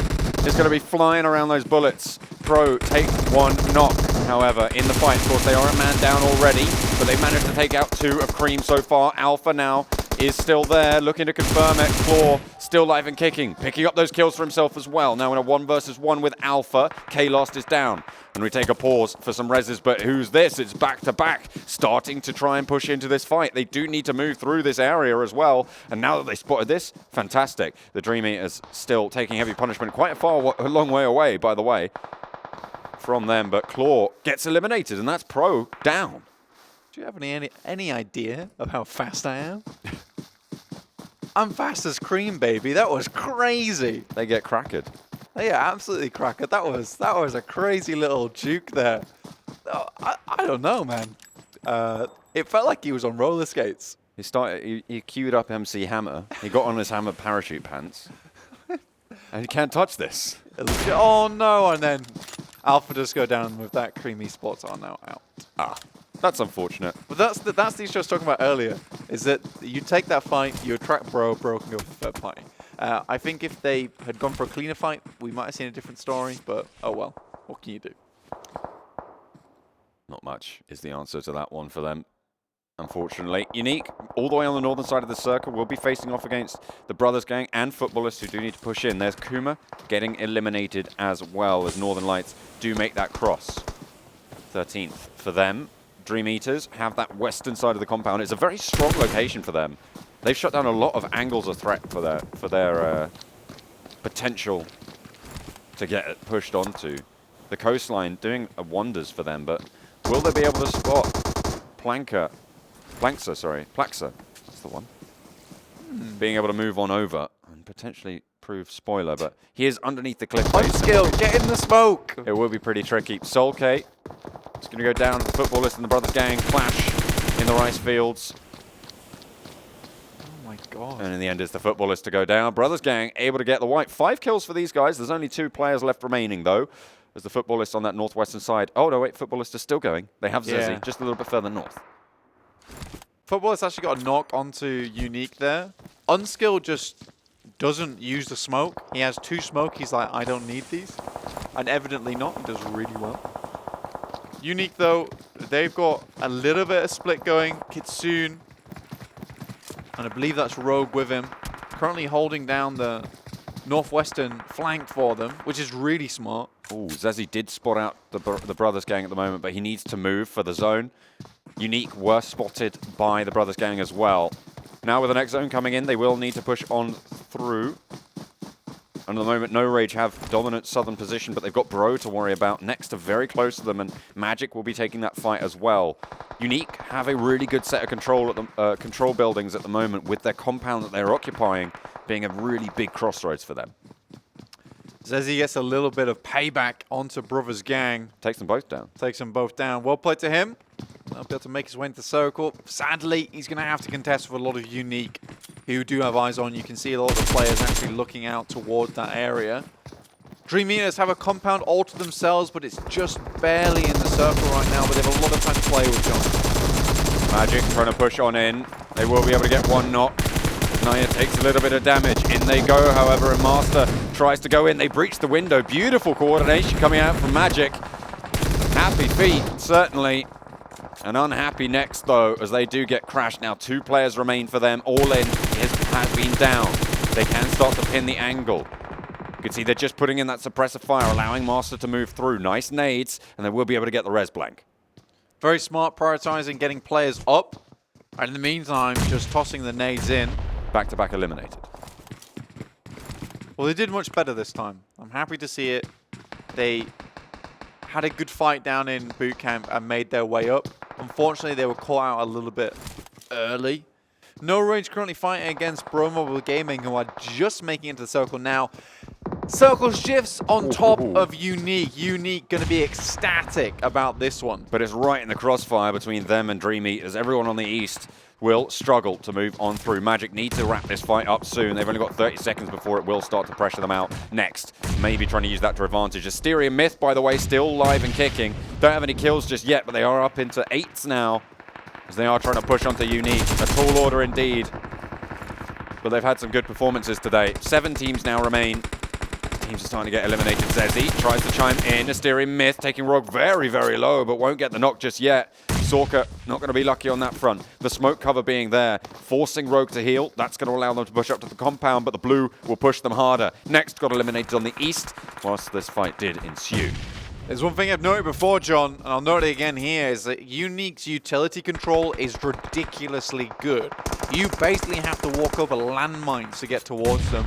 And now they're trying to hold down this compound. Yasha stands in the great face of a nade, does not even care about it. And now the Molotov's coming through. Magic still coming from the eastern side. No Rage also making their way into circle, but will come into contact with DreamEaters soon. Bro were eliminated on the push against No Rage. Magic now have to make their way across, and DreamEaters are stepping outside. Zezzy, the last remaining player for FUTBOLIST, still going. But Magic takes a little bit of a hit there, as they now only have 2 players left remaining. This push from Asterion Myth could prove difficult for Unique to hold. They have to fight on several different fronts, but if Bosa's going to step out wide like that, they might just come a cropper. 2 players around the side, and they're starting to get ticked by the blue now. Blank, the nade might be brutal. Unique looking to try and hold them out. I think this might be where the road stops for them. They've already had a decent go of it. They're up into 4th now, as Zezzy does fall.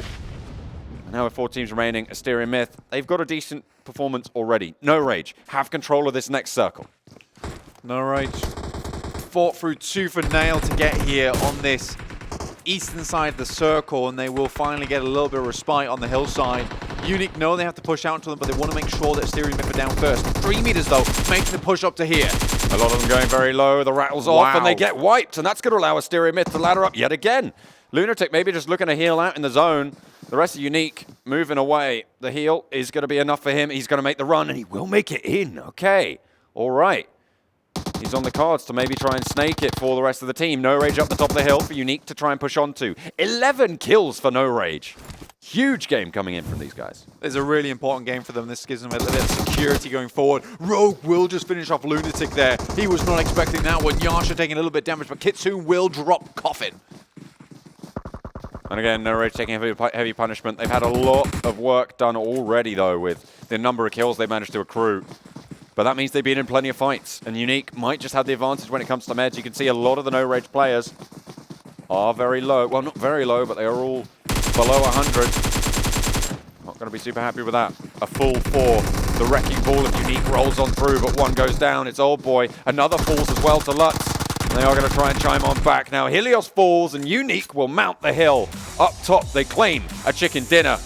And a decent kill count to boot as well. That's going to be a nice turn up for them. They will get 7 kills for it. No Rage doing pretty well. And Asterion Myth with another good shout. I don't know how you call that a spray at the top of the hill there from Unique. It was literally just concentrated fire coming out from all these players. So easy, so just surgical at the end of the day. You just got to be impressed by Unique. They handle everything so very well.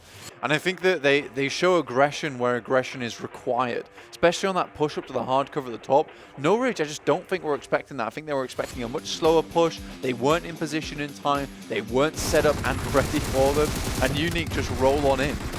This is the Asterion Myth, though, that we've seen qualify in 4th place from the group stages, right?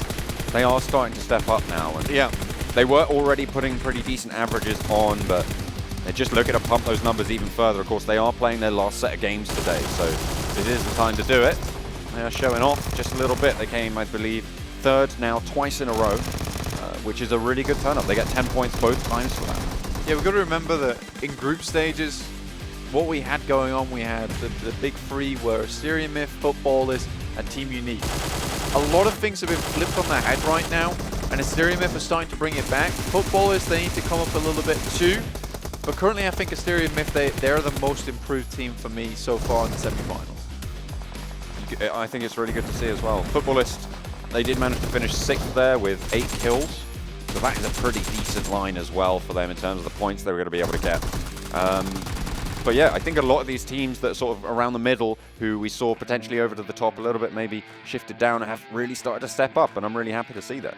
Yeah, hugely. It's nice to see today. Unfortunately, there are a couple of teams towards the very bottom of the standings right now who are just a little bit, it's hard to dislodge themselves now, sadly. Just because of the performance they made at the beginning of the semi-finals, and we are now starting to see those top 16 move away, and we are starting to get a good idea of who will be in our regional finals. By no means is any of this final as of yet, but we do have a little bit of an idea going forward now. Deformia Meditari, I'm most worried about them, right? They went out first over in boot camp, and they were already out in the red zone to be eliminated after the semi-finals. And now they've only got 2 games left to play. They're going to really struggle to get the number of points necessary because they've already played 14 of those 16. In the remaining 2 games, they're going to need to climb, 80 points or something ridiculous. It's going to be absolutely a monumental task. It's possible if they go to 20 kill chicken dinners, but we just haven't seen that from them yet. I think that right now, Deformia and Meditari know that something major has to change. Yeah. So I'm not completely upset with the bootcamp hot drop. It's the firefight they took which was bad. Because if that went well, that's an extra 4 points on the board. You have a really strong position going forward. You can dominate the high ground just off to the right side of bootcamp. But we do have the scoreboard now on your screen. No Rage doing a lot of work there to try and compete with Team Unique, but no one can, apparently. 27 points for them, the DreamEaters. And the FUTBOLIST as well, as Magic having a really good performance as well. Asterion Myth getting those 10 on the board, maintaining a nice average back-to-back, featuring here with 8 points as well. So not too bad for them, not terrible. They get 3 placement points and 5 kills, so should be okay with that, but they still got a little bit to climb as well. We'll see if they're able to do it in the remaining couple of games that they've got to play. They only have 2 more. It's the same story as Deformia Meditari. So we head over to the second page. Brothers Gang slipping down to that second page, and not a common sight, but Cream Esports EU bring them up as well. Deformia Meditari 3 points. Indeed, not amazing. It will barely keep the heart beating. Not too much though. Pro on 3 points as well. They had 10 points last game. We said they needed to continue to push really hard. They're looking for an artificial heart now. That's not the way to go. Yeah. 3 points, not what you want to see from them. They're going to be looking to jump on up. But of course here what are is the that? overall standings. 254, 5 chicken dinners now for Team Unique over the course of 14 games. They are winning over a third of the games that they're playing. It is pretty disgusting, to say the least. Yeah. That is a ridiculous score right at the top there. Smurger still in second with 164. NEX with 160 now. Really well played to NEX so far. I think they've been very consistent and they've taken the firefights where it needs to be.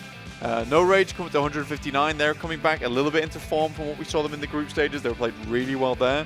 Team Hope, obviously they haven't played their games today and we'll see more of them tomorrow. Magic there with 141, but they're coming to the end of their matches today. Yeah, they will lock in their scores towards the end here. And let's take a look at that second page. Brothers Gang down in 9th. Well, I say down, I mean they're up in 9th, really. Doing a decent performance. They've got that chicken dinner on board as well to tide them over. FUTBOLIST climbing on up, as are the DreamEaters, who are starting to move ahead of MVP, who are dropping down just a little bit.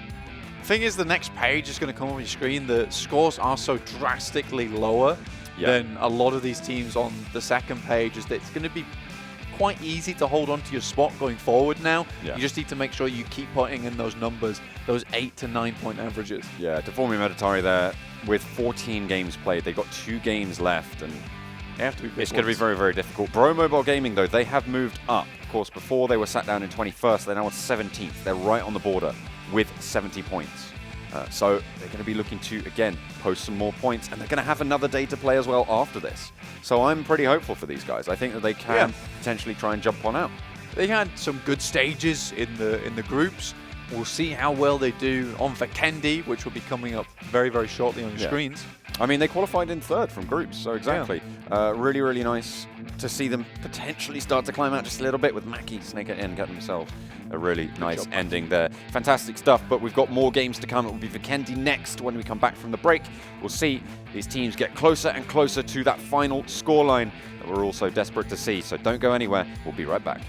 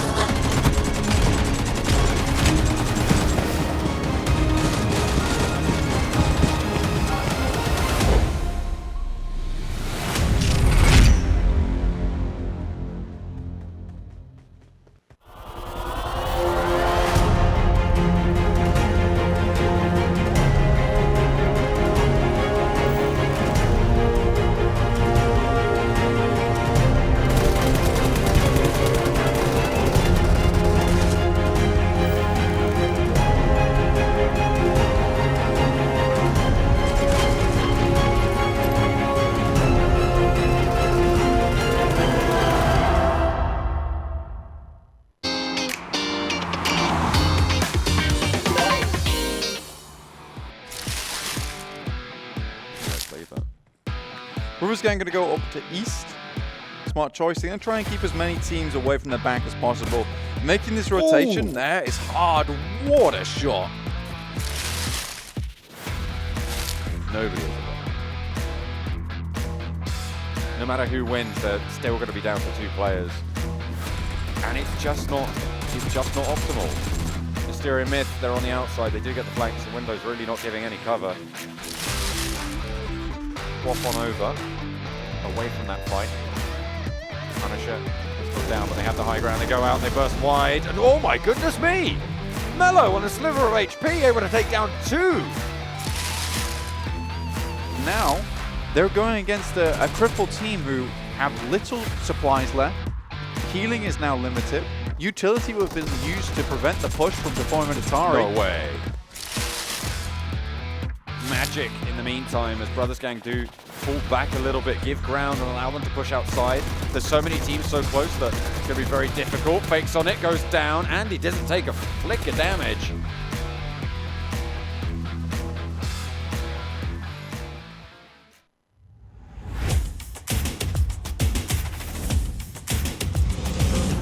That'd be so much fun. What we haven't seen though is 404 getting involved in early fights. The first 2 games we saw them very involved in early engagements. Yeah, I mean, this game, very quiet. I guess the trade-off they're making is, sure, they would go... Vehicles. Oh, he gets him out Put again. him down, Gets son. the second, goes to the run over, but no, it's just straight onto the hay bale, fly straight on forward. Goes down. Yeah, and murdered is not the way you want to go down. Old age, maybe as they... You don't want to go down. Old age, maybe as they... You don't want to go down Don't by like a that, vehicle no, flip no. either. That is a big Goodness one. me, that is... And this Ben has PDZ 8 knocked kills out now, I and believe. gone, yeah.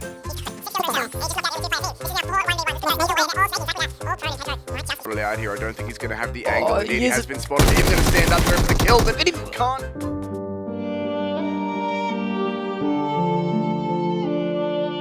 For long-range kills, if you can, in the early on games. We're here trying to get over that hill. Will he make it? He only got 1 wheel. Elementrix try and push in, but they're coming up against Orange Rock. They're coming up against Hydra as well. He's just waiting. Aman has already gone down for entities. They've lost 1 of their 3 Snowbow Snakes. A few moments later. Yeah. Where they have 1 guy who is just waiting in. This might be go time. I don't know if they spotted it out. There's 2 of them right there. Oh my god, Neo. Oh come on, This he's guy gonna is go a in. really strong fragger as well. No way. He's Shoot him! Neo. He's not part of your team! Linky! Kiki! Come on! He's right there! You know he's there! No. Oh my god! What is going on? Oh, my he's god! part of the team, mate! He hasn't chucked it! Kiki, it's Kiki, the third please! person. Oh, he's got it out! Oh, he's gone! Ah! What is happening? Neo! Neo, please! He's right there! Oh my god! Oh my god!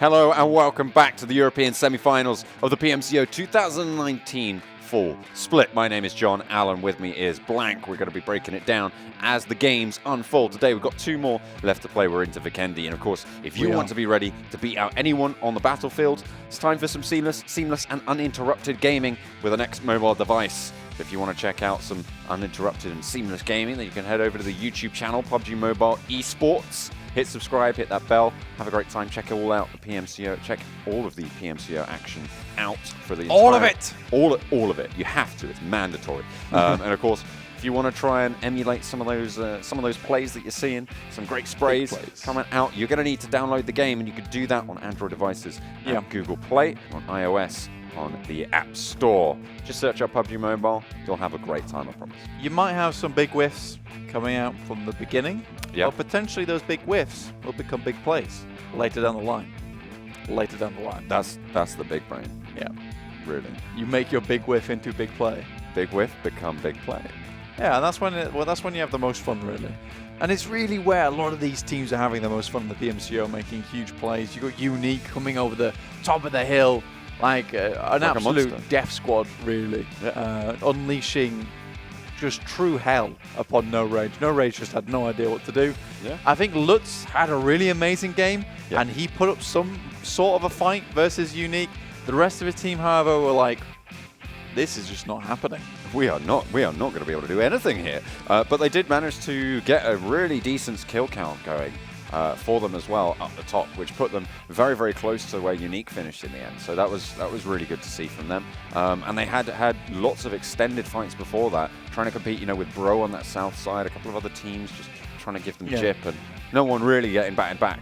Sorry, they were able to bat back pretty much everyone else who stepped up. Unfortunately, it was Unique right at the end who proved to be very, very difficult and brings it up to 5 chicken dinners now. I think the major thing to think about in that scenario is the fact that No Rage for the past 2 games have had really quite difficult rotations to make from quite far out in the map, and the fact that they've made them quite well and still being fairly successful in those last circles is commendable, to say the very least.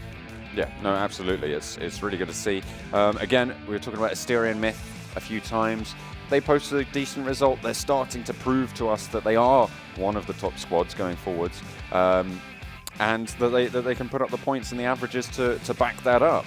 And as well, looking over towards the bottom of the tables, we're really looking towards, I believe it's Bro Mobile Gaming, to try and jump up as well, to try and put those numbers on the board. They had a really good spot with Mackie in that first game. I think they did okay into that next game. I think it was 8 points they were able to get, and that could be enough to just see them through, to try and jump up over the average that BitIce currently have, which is, they are very, very close, and they are right on that 16-17 border as well when you look at those averages stacked up against each other.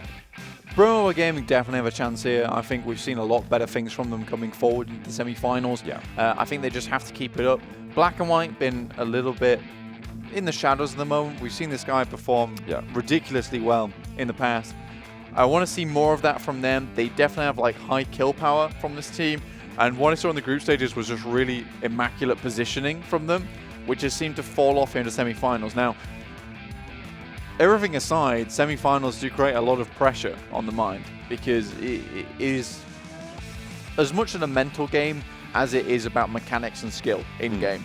Especially with having to have a strong IGL who can go forward and take the L forward and be like, okay, we're going to go out at 16th here, but you know what, guys, we're going to come back strong. We're going to try again on the next map, because you can quite quickly fall into a slump, and that's really not what we want to see from these teams. And it's quite good as well for the pacing of that when you're moving from map to map, because you can just go to your different strategy, so you don't immediately have to try and replay your strategy or think, okay, we'll have to change something or do something like that. You can leave that to later, certainly if it's Erangel, but if it's one of those middle maps like Sanhok, like Vikendi, which we're about to go to, you can just take the full reset and go, okay, we'll deal with that after we finished our game block today, and sort of take it mentally that way. So, but sometimes it can be a little bit easier on that front, but sometimes it does still affect these players going forwards, especially for the teams in Group A who really need to put in the performances right now. I'm talking pretty much specifically about Deformia Meditari. Yeah. They need to have some incredible games moving forwards. We haven't seen it from them, but we saw it last season. They had some really, really great games. They qualified for the global prelims from the regional finals of last season. They blasted group stages out of the water. Where are they? This is the thing, though, it's nice to see is that the talent pool has just been raised up to a new level right now in the PMCO Fall Split.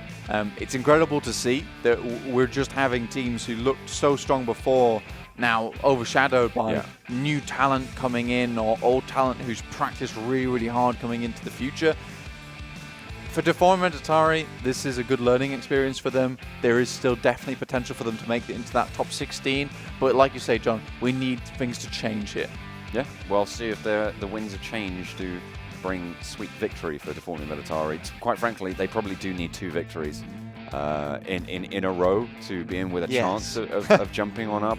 They were still in that red zone, the only team now with 14 games played in that red zone to be eliminated at the end of those semi-finals, which is really unfortunate. So we'll have to hope that they can put a few things on the board. Of course, Hope not playing today, so they won't be able to put them on the board, but, you know.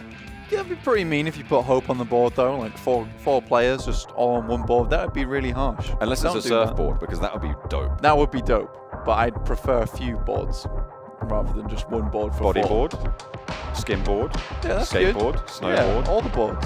Snowboards actually might be quite useful, as we do head over onto Vikendi. And the plane goes for a little bit of an easterly path there, from a little bit east of Winery over towards Cosmodrome and Trevno that way. So should be okay. Maybe a team will drop out, get some vehicles, head over to Dobromesto. Everywhere else, again, pretty accessible here over on Vikendi. The drops will start to come through. Pro looking to try and solidify themselves further on up in towards the points tables to try and escape the average well that is those bottom 8. Which is not good at all. You do not want to be caught in that position. It forces you into a stressful spot where you have to perform really well going forward now. Luckily for a lot of these teams, the teams who are currently in the bottom 8 have not the best averages. Let's just put it that way. They're quite far towards the bottom. Yeah, that's... Yeah. I think towards the 5-point-something averages at the end, they're looking for really good games, and most other teams are on that 8-point average, unless you're Team Unique, in which case you're on a ridiculous 18 average, which has probably gone up now as well. Yeah, I think with the chicken dinner, that will boost it up. They finished a little bit lower down in the first game today, so maybe just sticking around the same, sticking around something like that. Of course, these games now have less of an impact on their average as we go through, so it won't drop too much, certainly. Nice to see them going in, but this circle is pretty nice. It's completely landlocked, which means that there's no coastal shifts. It's centered around Mount Krezhnek, which does mean that there's a lot of terrain to be played with, which makes rotation somewhat easier and does split up the ground as well. It does, John. It's pretty easy to move around here. Obviously, Vikendi will always have that varied terrain, which makes traveling by vehicle a little bit more difficult. But most teams will be pretty happy to rotate out. They just don't want to be caught on the low ground, where there's a lot of compounds around you, and you've got like red eyes just looking out through the windows at you, and you're like, wow, it really is October at this point. This is terrifying, and I am only going to get tricked. There will be no treats here. Unless you get a loot crate. I think that counts as a treat. Or a chicken dinner. That's also a very tasty, savory treat. Yeah, treats can be savory. They don't have to be sweet. Well, I know you. You're always going to the shops to get those cheesy bites. Oh, yeah. Those cheese dudes. Those cheese dudes. Big fan of those. The fact they're called cheese dudes is even better. But you know what? I have my own treat right here. It's you, mate. That's so sweet. I know. It's really disgusting. That's pretty saccharine, isn't it? Yeah, no. I take that back. Don't ever say that I take that back. Yeah. Take that back and put it away somewhere where I will never find it. Behind the cheese dudes. Behind my stash of cheese dudes. I don't want. I honestly don't want to go near your cheese dudes. So many carbs. It's unbelievable. Came in the other day. You'd gone through like a whole bag. Well, yeah. I did taste them. They're pretty good. They are really good. Yeah. They are really good. Anyway, Vikendi, quite a slow map in the beginning. A lot of teams just have so much space to work with, so much room to play around. A lot of teams can be in the same compound and leave quite comfortably of one another. You see Pro over here, they're literally just watching. They are Romania team spotting. They are 3 players, so they don't want to really try That's unfortunate. for now. Yeah, I mean, they've been playing with 3 players for the majority here. Not to mention you've got back-to-back as well. Somehow have managed to find themselves in a hot drop in Garoka. Okay. Boom. They are attracted to it, like moth to the flame, except it's back-to-back to the fight. They might lose. Nobody has got around this sort of western side of the map here. You've got Unique out in Dobromesto, but that's pretty much it. No one's in Villa, no one's in Tovar, no one's in Vihar. Mavatra as well. Dino Park is empty. Abbey is empty. It's something that I highlighted before, John, is just the European region is just so reluctant to take space on the map. Like, there's so many places where you can get quite efficiently looted. You don't have to take these early game kills. A lot of times, kills are useful towards the mid game of padding out your score before you know you're going to go out. These guys are Instagram flexers, right? If it doesn't have it doesn't have a name, if it doesn't have a brand, then they don't want to hear about it. Exactly. Check out my really cool PMCO game, 4 kills within the first 3 minutes. It's like I'd watch it, but I know you haven't done very well. It was a bad decision what you did. It paid out in the end, but only on a 33% chance. Yeah. Not the greatest, but no one really taking any casualties here in this standoff, which should be fine. The northern side of the map pretty occupied as well. Asterion Myth very, very split on this drop blank. They've got Prolord all the way down, I say down, over towards Coal Mine. They've got a player just north of them as well, as 2 of them are left over towards Port as well. So they are very, very split open, by NEX being slap bang in the middle of them. Yeah, a lot of these rotations are going to be pretty difficult coming into the circle because so many teams are already in there. Unique would be probably better off just moving down south and going through Tovar like you're saying before, John. And then you can kind of head up towards Villa and the compounds in that vicinity. I'll tell you what, who are pretty happy about the shift as well is Bro, right? They have been completely left open in Milner. Nobody is competing for them. They can just make that rotation through Tovar as well and towards the shorelines near Castle and just have that control there, which is really, really nice. Cream currently split in Volnova over one side of the river or the other, so they might opt to go western if they get pushed out by the Brothers gang on the east side. It's almost impossible to come through the north side now. There are so many teams up there who will be watching everything that goes on. Vikendi tends to be a pretty easy map to spot players out when you're going over open ground. I mean, because it's a white background. It's really hard to miss someone when they're walking over there. But it's hard to miss seeing them. Yeah, Sometimes it could be you can miss them quite easily. Well, I think Herb's just missed a couple of players with some pretty hefty guns pointed his way. Did go down, didn't tuck in for the peak, and back to back they get knocked 1 for now. Romania team started the day down in that red zone. We'll see if they're able to clamber on out. Definitely need to be putting up numbers as well. But it looks like they're going to razz it away over the frozen lake of Garoka, where Simurga had such dominance before. They will run, and actually probably for the best, although Bezo does go down and get knocked there by the spray from back to back, and they might try and chase up this one, but Pro, they spotted this on the hillside as well. Everyone wants a piece of this. Yeah, back-to-back current, they're scrimming in PMCO right now. They're practicing their firefights all the time. Just want to go for the hot drop. Well, they need to practice their movement a little bit. Christo does get sprayed on down. Herbs as well, very low. Zodox on the sidelines. Doesn't really have the angle to be playing with here. Bro now just north of Castle. Cream Esports just making their way past Volnova right now. They're pretty happy on this southern side. And Unique are just going to wait. And I am kind of a fan of it. Asterion Myth got a nice little split going. Really happy with what Asterion Myth are doing today. They are... It feels like they've taken... I don't know if they've watched the stream back, but it feels like they've taken all of the advice we gave them yesterday on board about changing up loot spots, using split looting to your advantage. It's genuinely making me really happy, and I'm very impressed. I think I agree with you on that. I think I do. I think you're going to give the big agree? A big agree on that, actually, yeah. I think that the risk came in from the split loot there was negated by the fact that it was so early on. And now that they've managed to scout that out, they had multiple different rotation opportunities. The only difficulty here is the fact that NEX are slap bang in the middle of their split, right in Zabava, but they're now moving out. They're going to be finding a compound of their own, and now Asterion will know where that compound is as well. So they should be able to spot out those rotations. Unique moving up north might actually spot out Lunatic, but there's going to be plenty of loot available for now. Magic, the other team, playing with 3 players. They have done pretty well. I mean, we saw them win the first game, so they do have a decent day so far. Yeah, Magic actually surprisingly good team. Yeah. I think a lot of the time, and the reason I think they're a surprisingly good team is not because they've done badly, it's because we haven't seen too much of them. A lot of times when we see them in the kill feed, they're off on the other side of the map and we're not watching them through observers, just because something else is going on. And that's just life. But I think Magic are a pretty damn good team overall. And they've been doing fairly well throughout the semi-finals. Cream now pushing up to the position where Bro are holding. They might try and crash the 2 teams that were... Well, Bro were all the way down in Milner, but now the Volnova squad will start to move on up against them. DreamEaters have to watch up the hill as Magic do have control there towards Mount Kreshnik. This is the compound at the top where it can be quite easy to hold, but can be quite tricky as well. There's a lot of difficulties in rotating around this area.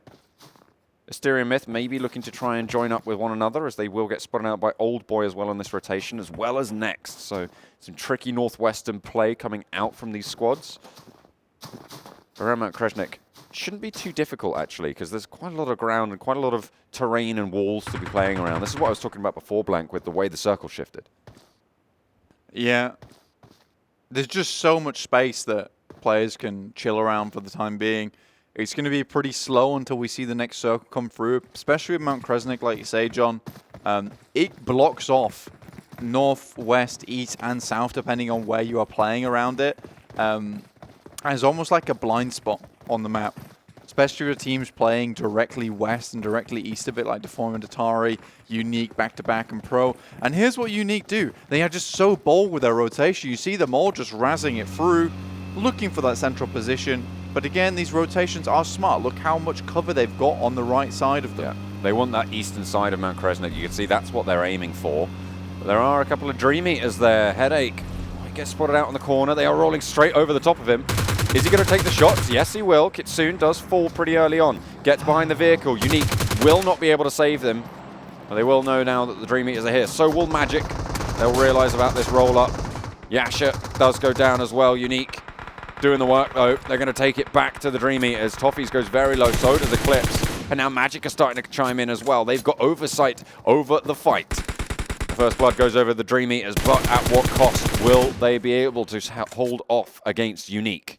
Sad thing there is that you could actually quite probably say that Kitsune got caught on the tree. Otherwise, he would have kept going. Yasha low, but he will get the heal off. And oh boy, puts the work into Headache. Headache goes down. A flush there. They just want to get as many angles away from DreamEaters as possible, which is why they just go for the flush immediately. A nade over the top. Don't think that was meant to happen there from Unique, but it will come in nonetheless. Magic still trying to control the high ground there. The eastern side of the river being real tricky now for a lot of teams starting to crunch together. That's Brothers Gang trying to make that move first. The Romania team clashing again with back-to-back as they have managed to chase it down. One player down, make that 2 now as Romania team much more disciplined in these fights. Oh dear, Packer, he goes in, will confirm it, but he's on fire, is going to burn down. Just going to be able to survive for now. Don't think that was calculated. I don't think they wanted that, but Kaki now is going to be alive for the back-to-back squad. Does have 2 teammates.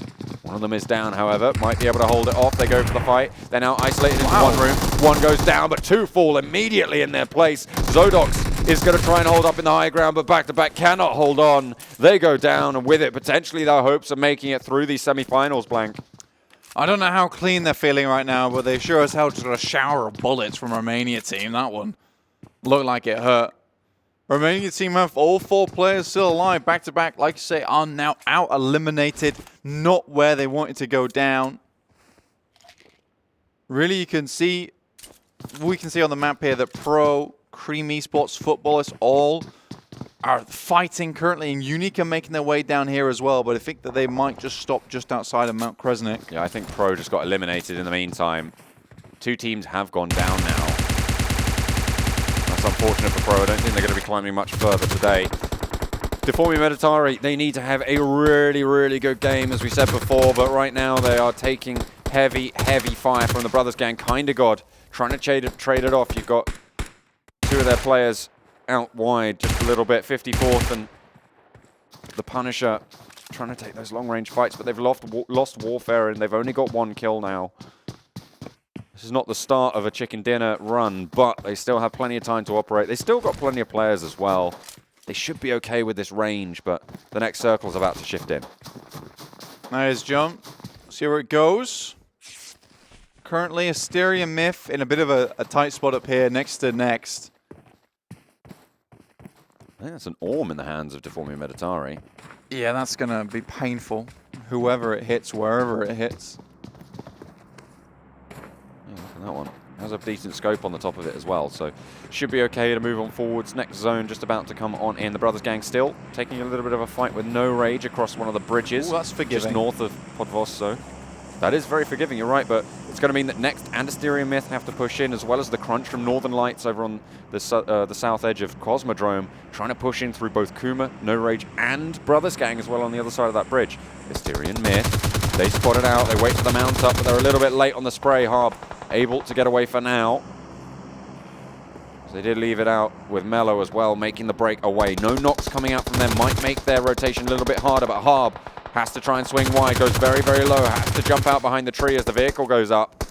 They can't control it just yet, and we'll see what more they're able to do, but the blue will pressure them in relatively soon. They have about a minute to play with.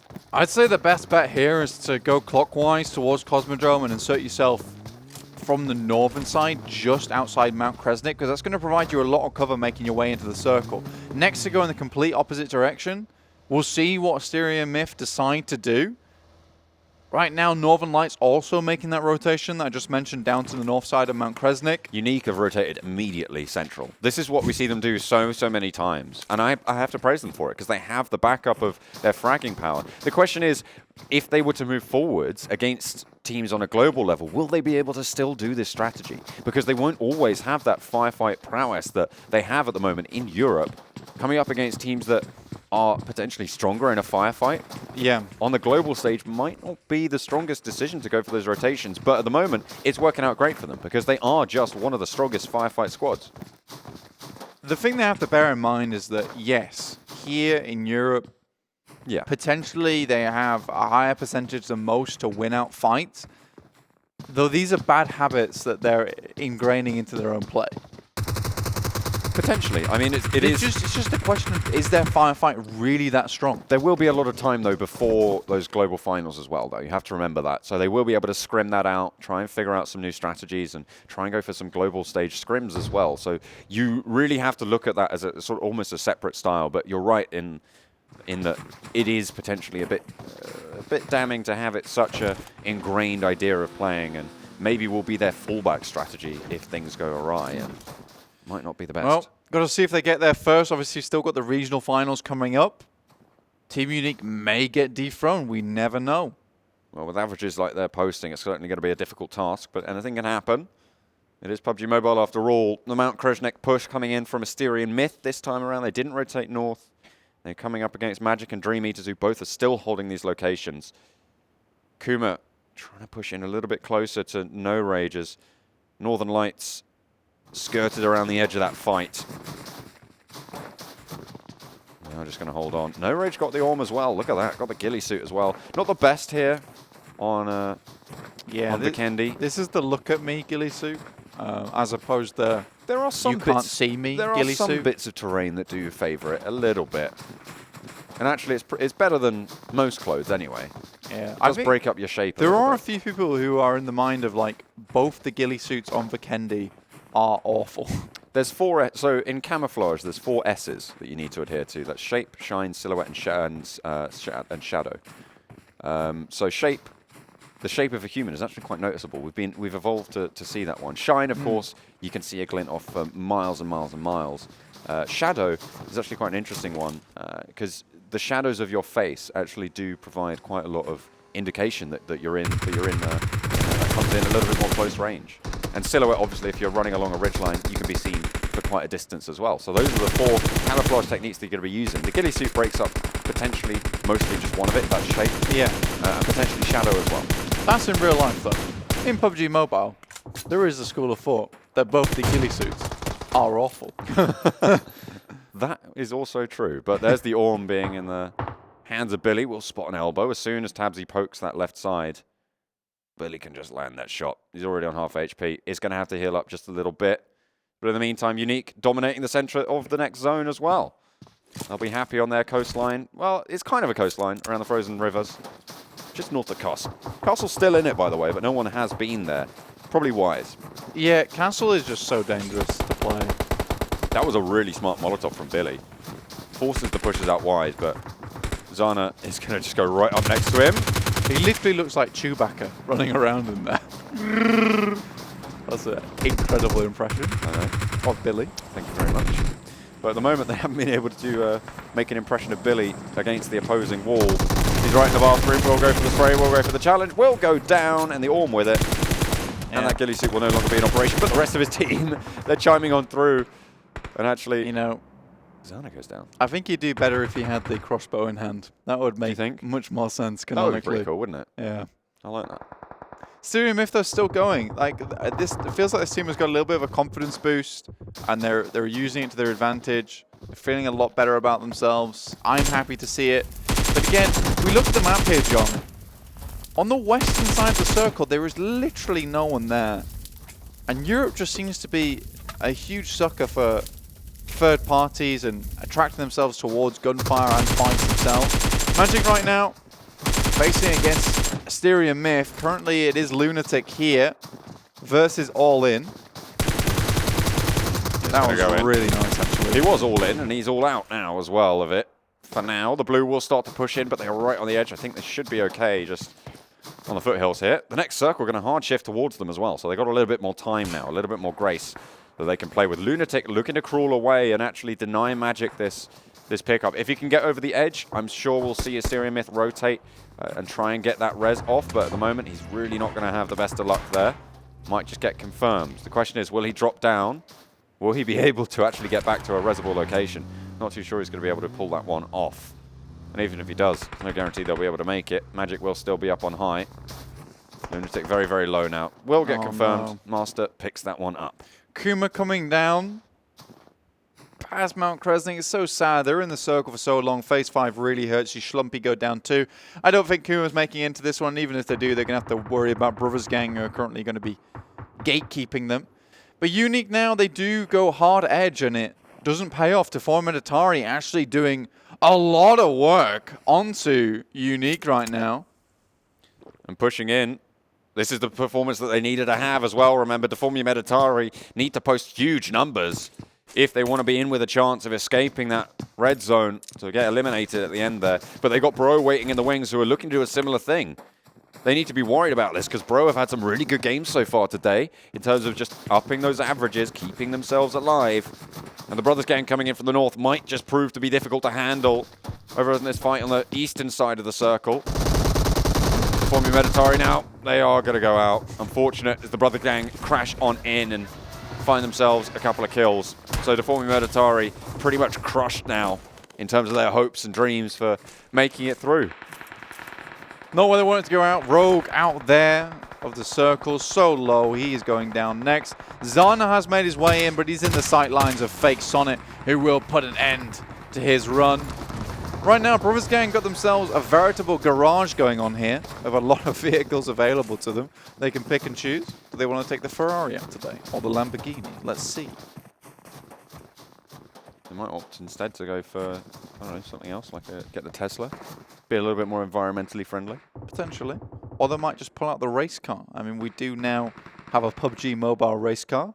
You can check that out on Twitter if you want to go have a quick look-see. It's pretty cool. I'm not going to lie. Thank you for not lying. I'm glad that you're being honest. No worries. That's really nice of you. I'm always honest. I'm an honest guy. And when I see a race car that looks really cool, I'm going to leave that statement I say alone. yes. Magic, they are right atop the hill there. And Asterion Myth know exactly where they are, of course, with Lunatic going down there to them earlier. They're just going to watch all of these angles and probably make Magic's life really, really difficult. The circle does shift straight to them again as well, so they're going to be pretty happy there. I think Unique got eliminated in the meantime. I don't know where from. Yeah, they were outside the zone. Rogue went down, and I believe Kitsune was the only one left, and he just got decimated by PMCO Gaming, Brothers Gang, and Futbolists who were ahead of them. Well, Futbolists are now engaged in another fight against the Northern Lights, and actually Cream up the hill. Everyone else starting to get very, very close. We're 10 teams into Phase 6. So a few of them will not be able to find their next place. There's Magic starting to get peppered on as well. Asterion Myth will be looking their way. Master getting confirmed, but income Romania team against NEX as well. This is on the northeastern side of the circle. They're looking to keep that pressure up. Romania team getting another knock onto NEX. Putting up some numbers now. They have got one player knocked. They are down one already. So they're now in 2, but the heals can come through, and NEX really struggling now. Feeling the sting from Viper. Those fangs definitely hurt. NEX are in a bit of a precarious situation. They're taking fire from all sides. Cream Esports are doing a very good job to hold these teams back, tell them to get away. Come back later. Asterion Myth still in this one too. Magic all in. He's holding off, but like all these players going down. Oh dear, bro. Very impressive from Cream Esports so far though. Yeah, bro are gonna really struggle to push up this hill. It's such a great position at the moment for Cream. As you were saying earlier, they're protected really nicely from the compounds down the hill that we were talking about before. Carly, it's Molotov just a little bit, but No Rage might be able to get the peak on them on the side swipe. Bro, Alpha knows, yeah. He knows. He knows what's up. Black White still out, still in it, but he's out of the zone. We'll need to push on in. You can see he's trying to skirt around and get what he can. Bro do need to keep putting those numbers up. They need to keep performing in terms of getting above Bit Ice now. Asterion Myth, though, they have a really good spot into this next zone. They should be able to pick up the pieces of the Romania team next fight. Brothers Gang very central with their remaining duo, but the eastern side very hotly contested by Northern Lights and Futbolists. So a nice little circle here with a lot of different terrain, but major thing I'm looking at right now is just any players who run that low ground side. Anyone right in front of them, like Brothers Gang. You see Northern Lights down there too. Bro eliminated out in the zone. Go down in 9th. Cream taking fire from Futbolist across the way. Next and Romania team still locked in combat as the next zone goes to Asterion Myth once more. Very, very good showing. Very great luck as well on the circles for them. Brothers Gang under the bridge. Potentially getting spotted out by Zezzy. Might just be depositioned. Or was that Haunting? I think that might have been Haunting. Just a little bit closer this time around. You can see Odin there holding down in his own little tent. Yeah. There's just this ravine is just really difficult to play around for a lot of these players. I don't know if he knows Odin's there. I would say no. Oh dear, Northern Lights now fighting off against Soul K. Just going to go 1-for-1 on the trade. Haunting is there trying to strike. And the Northern Lights flank comes out for Perinic, but Tron is up top. Might try and have a little bit of retribution of his own. As Cream do push over onto Northern No Rage's position as well. All the crashes coming through all at once, and Asterion Myth steer clear of all of them as they can just rotate around at leisure. This Northern rotation from them paying off in a big, big way. Futbolists all dropped down. I'm not sure how I feel about that, to be quite honest with you, John. I think they had to worry about the future of the game here. Potentially you leave the Brothers Gang and Northern Lights to it, and you rotate onto the southern side where Cream are currently playing. Flaxer gets finished. Yeah. That's going to be one player now remaining for both Futbolist and Northern Lights. Brothers Gang, they can't believe their luck, right? They've just seen 2 full squads go right next to them, but Asterion Myth finally spot out fakes on it. I don't know if they spotted out Odin, though. He does have a little bit of cover from that direction. They can go forwards. Cream were able to take out No Rage in the meantime, so they will have control of the southern side of that bridge. Oh, dear. Okay.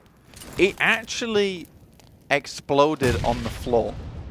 But it bounced? I'm not sure. I'm not sure exactly what happened there, but he's just stopping anyone from pushing in. And I don't know if they know that he's right in there. Haunting is right next to that tent. We'll have heard those footsteps. NEX currently taking this time to try and take down Romania team, who are directly ahead of them. And NEX have the circle, so the fight is pretty simple. Nice and easy for them. They've got really good cover as well, and the blue will funnel them in. This is a nice little play from Besso. Shame it doesn't work out. And NEX will ladder up. Well, so will Brothers Gang as well. Now 5 teams remaining. Look at them. They're so close. Oh, I don't know if he knows. Hello? He is going to go for the fight, goes for the spray, but he gets turned it down. Going to give the game away a little bit on terms of his position. We'll get a little bit of loot. Look at him. He's got level 3s across the board. He's got plenty of meds as well. This is a survivor if I've ever seen one. But Asterion Myth get the circle again. They're fighting off against Cream on this push now. So I think NEX know that there's someone down the hill. They're looking to get the res for now. Moving a little bit westerly. The Cream squad do need to push up north as Mello gets rezzed at the top of the hill. It's a very difficult section of terrain to be playing around.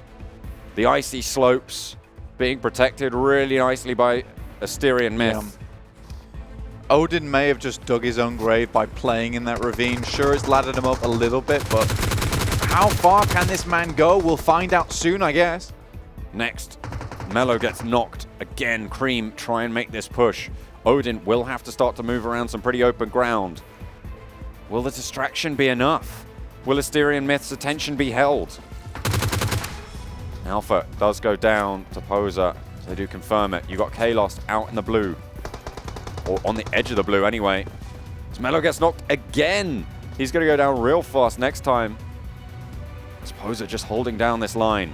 Cream drop down into the ravine as well. Which means they can start to push on through. We saw plenty of meds available to try and come on through for Odin. So he might just be trying to heal as long as he can. Because he is out there just chugging away on those meds. Harb, very low as well. I think he's trying to heal as well. I don't know if... I think Odin is committed to the blue right now. Yeah, he's committed to the heal game. But he does ladder up. He gets the 3rd spot, even if he dies right now. So really, we're all looking at Cream Esports versus Asterion Myth. 2v3 right now. Still healing though. I don't think there's any chance that Cream outlast here. He's coming. Focus is going to be isolated down. Odin does fall. That's 3rd place now eliminated. Cream get that 2nd spot that they were looking for. Asterion Myth though. These guys have been on fire today. We praise them time and time again. They got some heavy shifts towards them. They have some really great, like the best terrain to be playing around as well. Last and Pocus, basically 2 solo players right now, John. So Asterion Myth looking to make the push. Prolord goes over the ridge. We'll spot it out. Easy headshot found. We'll be able to take it down. And now they have the oversight onto Pocus. They drop, and it's a flying Prolord to drop on in. Takes a little bit of a heavy fall damage, however. From the top, it's Sorka. We'll be able to close it. Asterion Myth get a victory, one they've been chasing all day. And in the 3rd game of it, they will be able to take it home. A nice kill count as well. Beautiful stuff. I think they got 10 in the end. This team is just steam chugging on forward right now. They do not look like they're stopping anytime soon. You've got to be happy if you're Asterion Myth right now. This team has just played phenomenally today, and it's the best time to be playing phenomenally. It is their last 4 matches of the semi-finals. They are trying to get in as many points as possible here. Yeah. And to be quite honest with you, John, after this 3rd match, I think they might have even just done enough. I think they have absolutely put in the work today. They are very, very deserving. The Brothers Gang, they posted 3rd with 8 kills in that game due to the healing coming through. So they managed to get 18 points from that game. A really, really good spot for them to be in, continuing to boost their numbers. That's what you want to see. Back to back, taking unfortunate fights here. And again, just going very, very low, continuing to zone them down towards that red zone to get eliminated. Not what they wanted to see. There's Chewbacca in the corner, and unfortunate for them. Again as well, another unfortunate story is Deformia Meditari getting eliminated on a difficult crash in the area with Unique as well. Just was not to be this time around. You can see it there on your screens. The Brothers Gang able to take them down. And KUMA as well. It's just not the best of times for Deformia Meditari, and I would be pretty confident in saying they're pretty much locked in to be in that red zone elimination. Yeah, again, KUMA Pro still have 5 matches ahead of them. Deformia Meditari, they don't have that same luxury, so yeah. It's not great. It is not great. Only one more game to play for them, and even if they get a huge set of points, they're very much at risk because everybody else on their page will have still got 4 games to go. We'll have to wait and see for the final scoreboards in the end. But yeah, it's unfortunate for them. But Unique going down pretty early as well might give Samuga a chance to try and catch up tomorrow when they do take to the games as well. You think they can catch up? Well, okay. I mean, there was a 90-point difference before this game. That'll be a little bit more now. 90 points in a day. Yeah, okay. Fair enough. That's 25 points per game. That's quite an average. Yeah. Oh, well, that's 22.5 points per game. Because 22.5 times 4 is 90. Well, they will have at least 10 points extra. So we're looking at 100 points after this one. Okay, fair enough. But okay. Sure. Don't test me. You saved that one. Don't Nicely test done. Fantastic for them. But I'm looking at BitIce as well to perform tomorrow. We still got one map to be played today. That's going to be Erangel, of course. That's where we close out every game. 50% of the maps, by the way, in the Club Open are played on Erangel. Certainly in these stages in the semi-finals. Yeah, I mean, it's a very, very... It's a competitive map type, right? Yeah. Because everyone knows it. The rotations are clear. Personally, I think Erangel has some of the coolest rotations, and there are so many that players just know how to pull off. There's rotations that are very specific. You've got Potato Hill rotations, which you go over the top, round, onto the next high ground, and then down to the south. These are all things that players just know about, and it's where you'll see probably some of the most competitive PUBG going forward, which is why it's nice to have it in the map rotation 50% of the time. I think going forward, as we see a bit more of Miramar, a bit more of Sanhok and Vikendi, we'll most likely see more of that in the future too. For the time being, I think this is fine. I think we go over to Erangel next. It's exciting to see what these kind of players will pull out, but we do have the scores on the screen now. 30 points coming in from Asterion Myth. A very good chicken dinner result for them.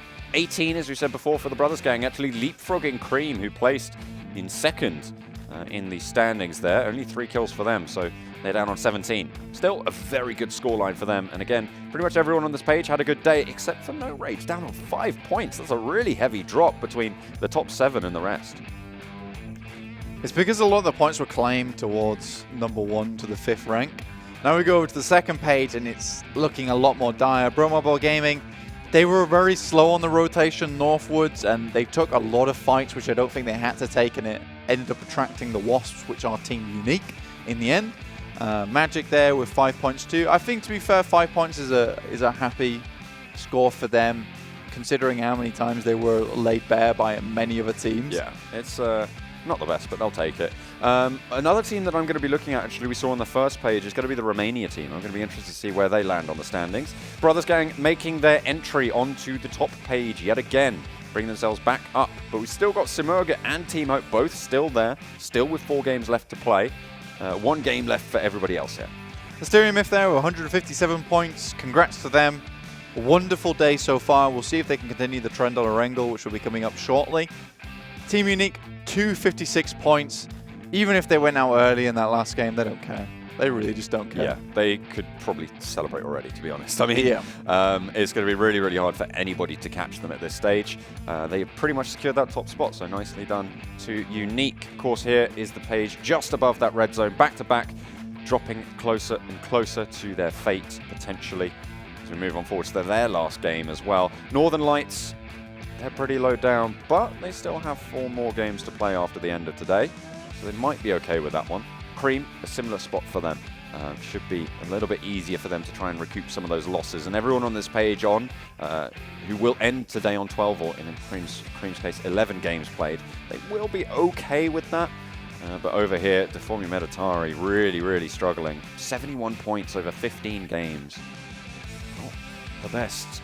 Not where you want to be. Pro as well, really, really suffering alongside KUMA as they start to close out a lot of those games that they have on the board. It's a fight between Deformia Meditari, PMCO Gaming, and BitIce to make it to that 16th spot. Yeah. We know that PMCO Gaming probably have the best chance alongside BitIce right now. Deformia Meditari a little bit behind. They need to keep getting really... Actually, no. Yeah, Deformia and Meditari, it's not a fight between them. It's a fight between Yeah. Pro Mobile Gaming and BitEye. Deformia and Meditari only have one game to play. Yeah, and everybody below them has at least 4. Some of them have 5, Romania team and KUMA as well. 59 points for Romania team there, so they can potentially try and get out.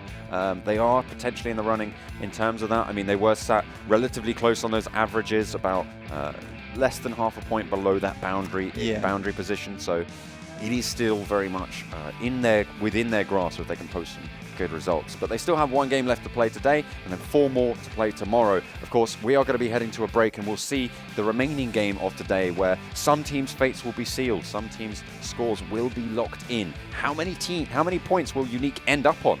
That all remains to be seen, as we say, after the break. Make sure you do not go anywhere. We'll be back with more Erangel and more PUBG Mobile.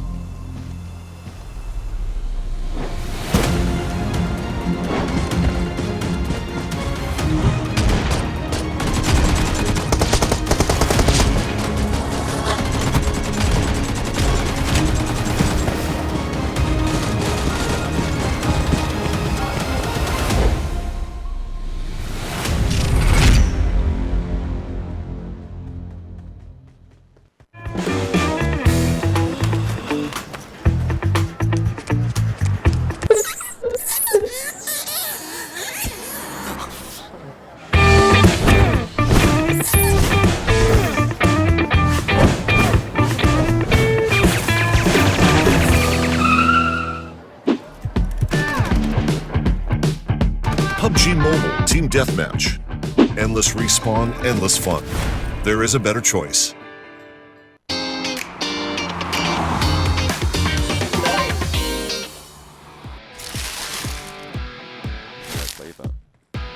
Rumours going to go up to East.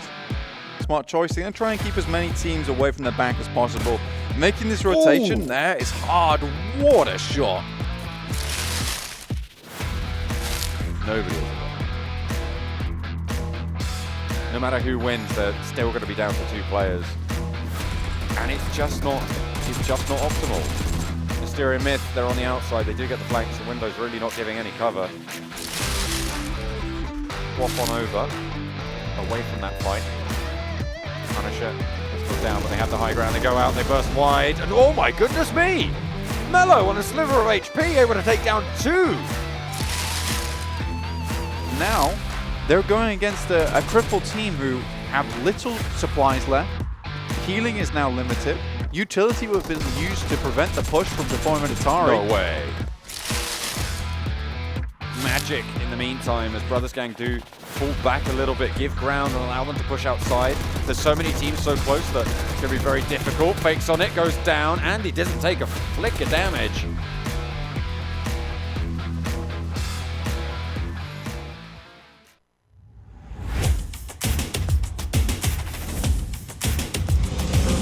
It's going to be so much fun. What we haven't seen though is 404 getting involved in early fights. The first 2 games we saw them very involved in early engagements. Yeah, I mean, this game, very quiet. I guess the trade-off they're making is, sure, there we go. Vehicles. Oh, He gets him out Run him again. down, Gets son. the second, goes for the run over, but no, it's just straight onto the hay bale, fly straight on forward. Goes down. Yeah, and murdered is not the way you want to go down. Old age, maybe as they... You don't want to go down. Old age, maybe as they... You don't want to go down Don't by like a that, vehicle no, flip no. either. That is a big Goodness one. me, that is. And this man has PDZ 8 knocked kills out now, I and believe. gone, yeah.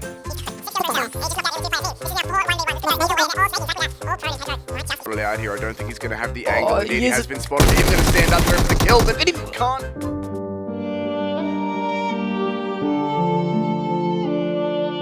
For long range kills, if you can, in the early on games. We're here trying to get over that hill. Will he make it? He only got 1 wheel. As Elementrix try and push in, but they're coming up against Orange Rock, they're coming up against Hydra as well. He's just waiting. Aman has already gone down for entities. They've lost 1 of their 3 Snowlow Snakes. A few moments later. Yeah. Where they have 1 guy who is just waiting in. This might be go time. I don't know if they spotted it out. There's two of them right there. Oh my god, Neo. Oh, come on. This He's guy gonna is go a in. really strong fragger as well. No way. Surprise! He's Shoot him! Neo. He's not fighting your team! Leaky! Kiki! Kiki! Come Kiki! on! He's right there! You know he's there! No. Oh Neo. my god! What is going on? Oh, my he's god! part of the teammate! He hasn't chucked it! Kiki, Oh, it's Kiki, a third please! person. He's gonna he's spin it it out. out! Oh, he's gone! Ah! What is happening? Neo! Neo, please! He's right there! Oh, my god! Oh my god! Oh my god!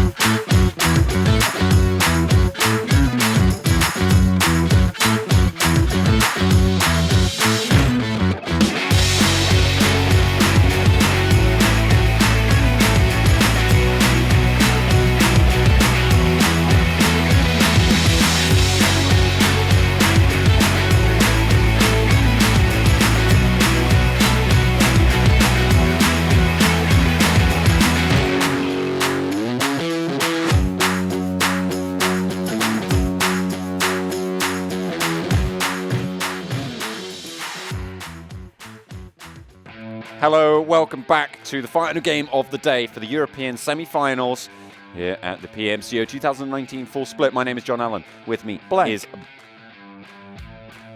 Got him. Of course, you can play PUBG Mobile with NEX mobile devices, bringing you a more immersive, more powerful, and more outstanding performance as well. You can get those those glorious chicken dinners coming your way. Indeed, yes, big ones. Yeah, absolutely fantastic stuff. And if you want to check out some of the chicken dinners that we've had over the course of the tournament, you can head over to the YouTube channel. That's PUBG Mobile Esports, where you can see all of the action from all of the regions as well. Subscribe, hit that bell, have a great time with that. And if you want to have a great time, you can head over and download the app yourself. Download PUBG Mobile on Google Play for Android devices, and on iOS, you can head over to the App Store and get it on board that way and get yourselves those chicken dinners as well. Yeah, you can get those chicken dinners all you like because you can play well all the time. There will be plenty of people who will try and stop you from getting those chicken dinners. No. You are predestined for the chicken dinner. But the main person who's going to stop you getting chicken dinners is yourself. Is you. Okay, all right. Think about that. Have that here. Put that on a nice scenic photograph in cursive font and sell it as a poster. I think more likely like a tacky like wooden thing where it's like it's lasered out, and it goes on the wall. Yeah. You ignore it because someone's cousin has a laser printer, and so like, you know, and a tree fell over in your garden, so you had to like do something with the wood. So you had to do something. At the end of the day, the thing we're trying to get across to you is you can get some chicken dinners of your own if you download PUBG Mobile on the Google Play Store or the iOS App Store as well, which will be excellent because me and John play and we have a little bit of fun. Yeah, you might come up against us on the battlefield, and quite frankly, in fact, you're not getting a chicken dinner at that point. Please don't, because it's unfair on them. Oh yeah. You know, it wouldn't be a good time. Yes, this is exactly what I was worried about. But we do have one more game to play today, of course. We aren't going to keep prattling on about our own misadventures in PUBG Mobile. We are going to be heading over to Erangel, where we will close out a lot of these teams' game runs. Of course, Group E will finish all of their games today. They will have no more left in the bank, and they will be all spent. Group E, actually, the groupies. Yeah, the groupies. The groupies. Actually have a really good set of teams in their group. They've got Team Unique, Asterion, Myth, next, No Rage, Magic, and the Brothers Gang at the bottom there. Deformia and Asterion back-to-back, on the other hand, they've not had the best of times. I think both the teams tried really hard. It's nice to see back-to-back trying to incorporate something new into their playstyle today.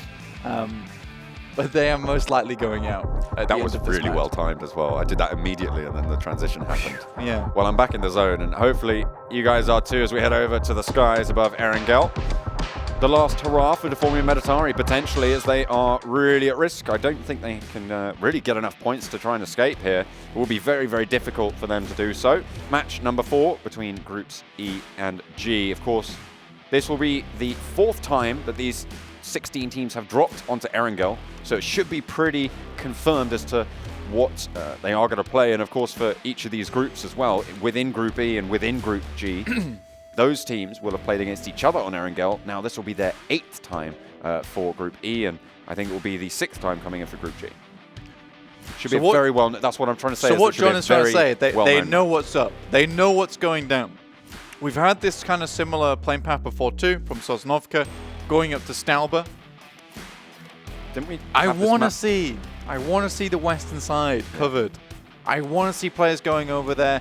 I want to see them taking space. There are so many really good compounds around Gatka that you can split loot very easily. They're really nice. I mean, like, you would have to invest a little bit to fix them up, but they're great. They're good. I mean, you just have to get a window in there. The boards are a little bit unsightly, but you can get rid of those. It's not too far from a great school as well.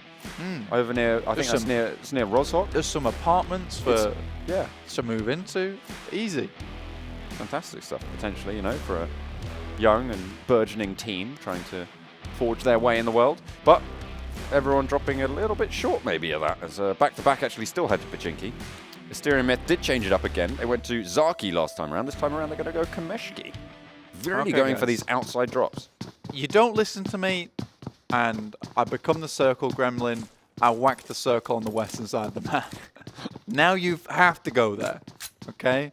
I've decreed it so. Pro Mario takes down DreamEaters Eclipse. I thought you were saying something in Latin there, and then I was just like, oh no, wait. Pro Mario. That's a team. That is a team. Yeah, that's over in Yasnaya. a little bit of a standoff between them, and I think there's 2 other squads there, potentially. Yeah, Romania team and DreamEaters. Eclipse isn't getting back up. I can tell you that now. You can see the future, dude. Wow. Yeah, he dead. Very impressive stuff. He dead as hell. He dead. He is not alive. Yeah. If there was a ranking of being alive to not being alive, he would be. He'd be on 24. He'd be at one. He'd be at one end right now. Yeah, he'd be and at it the would 24th. not be the live end. Yeah, the very dead end. The very dead man. Yeah. So harsh. Oh dear, Deformia Meditari. They've already got knocked as well down on the south coast. Well, okay. Well, now we get. I think we can almost certainly say that if they go out now, that's it. Yes, no, absolutely, if they do, because they are still in that red zone page. So if they go down with only 1 point, there's no way they climb out of that red zone. Yeah, it's a big GG. Well, a bit of a BG, honestly. No, because that's the brothers game. That is true. Yeah, I the try and brothers stay game. away from the BG boys. I don't want to spread negativity about the brothers gang. Okay. Yeah, they are one of our favorites They'll come teams. for me. That we have seen time and time again. We've really rated them as one of the more improved teams coming through. You know, alongside the likes of Asterion over the semi-finals. Over the course of that, we've seen that improvement. But I think that even from the group stages, Brothers Gang have had one of the nicest trajectories in terms of that improving in skill of rotational play, of tactics, of firefights as well. They've had some really great games. Yeah. Next is, I think I've said this before, but group stages Next never really struck me as a very strong team. It's not a discredit to them because I'm not saying they're a weak team either, but coming to semi-finals, like, they've really upped their game in a massive way. That is a scary hat. Get off the screen. Very scary. Very scary. Oh dear. But Deformia Meditari down to 2 players. Really unlucky. Yeah, not too much more to say about that. Rotating around near apartments. We'll move on from Deformia Meditari. It's sad to see. They had a good run. They made it to the semi-finals, and they should be proud of themselves regardless. Yeah, absolutely. A lot of teams dropping towards that south coast, actually. Milta Power and Milta as well taken by No Rage and KUMA. Brothers Gang a little bit further west on Farm. Back-to-back, they were solo in Pachinki, so they'll be okay this time around. Will they be able to rotate out? Will they actually be able to have a good game off the back of that? It's the real question. Ooh, wow. That was one hell of a leap. Leaped about 10 meters into the window. Yeah. I'll tell you what I was excited to see the other day was the fact that we're introducing... Ledge grabbing. Yeah, ledge grabbing and things like that into PUBG Mobile. And that's coming, I think... Well, I'm not sure when it's coming. October, sometime. I don't think it's been officially announced. Not officially announced. I am not also announcing PUBG Mobile. I believe it is sometime October. Yeah, I think that was just rumors. A real sick close on the door. That is the sickest close on the door I've ever seen in my life. He said he closed the door on death. On one end of it, it's Headache from DreamEaters being real dead. But that's one live nade. That's like one alive man right there. That's the other end of that scale. He alive as hell. Oh, he's so respirating right now. Rejuvenated by the door. Oh dear. Viper might not be though for much longer. The rest of the squad will be able to just rattle it on down, but they're now all grouped up. Summy goes in for some, but not going to be getting too much more than a face full of lead. Claw very close to this doorway now against the DP spray coming out. The remaining team try and push on through. One knock, they trade it back and forth. He goes in, Bobby goes down, and Romania team, oh, he's looking to get it! He managed to do it, pushes in versus 3, and it's Packer to be huge on a sliver of HP. And they need this as well, John. They're towards the end, but that's miraculous. And he will be able to get both the other players up. So they'll be storming into these later circles with 3 players, which is nothing to scoff at. Very happy indeed. Damn. Pro really slipping up there. They had a crossfire completely, and it just was not to be. Packer going huge for the Romania team in what is not their last game. They still got 4 more to play, but a very crucial one at that to try and get themselves away from that red zone. At the start of the day, they were sat on a 5.625 average. So they do need to boost that quite a bit, and if they're going to be able to pull off stuff like that, I think they'll be able to do it. It'll make the next 4 matches after this very comfortable if they can make their way towards a top spot. If they go into the next 4 matches with a poor score on today, like with Erangel, you come into the next day feeling very stressed out. Yeah. So you really don't want to be in that position because you're chasing scores at that point. And I'm really interested to hear from PUBG Mobile players themselves, like, what would you find more terrifying, chasing a score or setting a score to be chased? I don't know. I think chasing a score is probably more scary. I think it gives you a clear goal, though. That's true. Which sometimes can be a really great motivator to try and, you know, go for it. Because you can say, all right, we need to get 25 points today. That's what needs to happen. So we need to be averaging this per game. We really need to step it up, guys. You know, there's a quite an easy target to hit there, although the pressure is on. So it depends how well your team performs. And I think it might be, as you say, a little bit of a choice. But if you guys have any opinions on that, you can hit us up on Twitter, on the Twitter, on Instagram, or as well. on the Insta. Yeah. Do something like that. Would be nice. But the Brothers Gang making these rotations in. KUMA do have a little bit of a spot on them, but just looking for the shot. You are one ambitious man. I've seen those hit before. I'm sure I'll see them hit again, but it's not going to be this time, as the Brothers Gang do rotate and fall in just a little bit either side of NEX. They like getting NEX like to be in the middle of these split rotations. Last map it was in the middle of Asterion Myth split. This time it's Brothers Gang, but should be able to be clear of each other. It should be. Should be.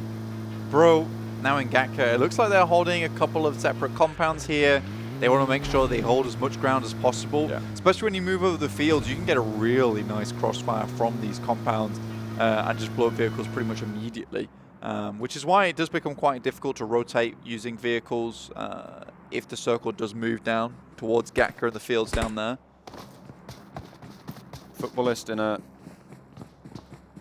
pretty isolated compound just on the foothills of Everest. I'm surprised that Unique didn't move down and actually take Everest earlier than potentially their rotation starts now. No rage in the foothills on the south side of it. You see the next circle will shift down. It's pretty kind, to be honest, to almost everyone. Moving on in. Goes straight to the land, not split too heavily north and south of the river. Might see Northern Lights try and stay north, maybe Asterion Myth as well. But for now, it's not really going to put anyone on the hot coals. Not yet, anyway. Pretty solid little circle here for everyone. Most people are already in it. Romania team, they're making their way in. Last player from Deformia Meditari also making his way in past school and apartments. DreamEaters just outside Pachinki, so they're just chilling out. And it is Cream Esports with one player knocked versus back-to-back right now. Count the chopstick, it can be quite nice, but those nades really do just sink down there like a rat down a drain pipe. Yeah. And you can feel a lot of damage as well. Back to back, potentially with the better spot here into the fight. But they don't really have a flank. They're all sort of pinned into these buildings and not willing to rotate away from them. So we'll see if they're able to get anything. You can see they're stopping Cream from pushing on forwards. There's limited places where you can actually get up on the edge there. So back to back can control those, then they can control the fight. But looks like Cream don't want any part of this, and they do actually mount up in those vehicles and clamber on out. Yeah, smart actually to just keep moving away. Back-to-back kind of wanted to herd them in a position where they could shoot down the chopsticks at those rats in the drain pipe there and exterminate them. But Cream Esports, they make the executive decision just to leave, which in my opinion is probably the smartest. So very happy with that, but they will give chopsticks over to back-to-back now. Cream Esports holding on the other side. Last there, maybe does not want to be contending with a Kar 98K. It's going to hurt. You won't be able to hear it, though, of course, because the suppressor is on. Will have heard the bullet go over his head and probably has an inkling that there's a sniper in play. Looks like Herbs just isn't quite able to hit these shots just yet, and it's unfortunate. Difficult on these targets. Ubica did take a little bit of a damage from the reverse spray. Looks like Herbs is under pressure now as well. Yeah, you're a sniper, I have M4. Probably equal in strength at this range. Potentially, yeah. I mean, if Herbs doesn't get the knock immediately, then they can just push these shots down range. He's under pressure. You can see he's going to try and climb on out, and I think he will be able to get away with it. But they are going to push out the back. This is a really bold push from Zuku, actually. I had no idea where the other players from back-to-back were, and they're completely exposed. If they did go for the peak, the smokes were there, so maybe that's what gave them the confidence to get those peaks out. They do need to be worried from other angles as well, as people will start to rotate in. You're right, John. Unique currently hold Mount Everest. and are just pinning Northern Lights down. Northern Lights tend to make this Northern rotation, but they're being squeezed by the Riverside and Unique. They have to pass through 3 teams right now.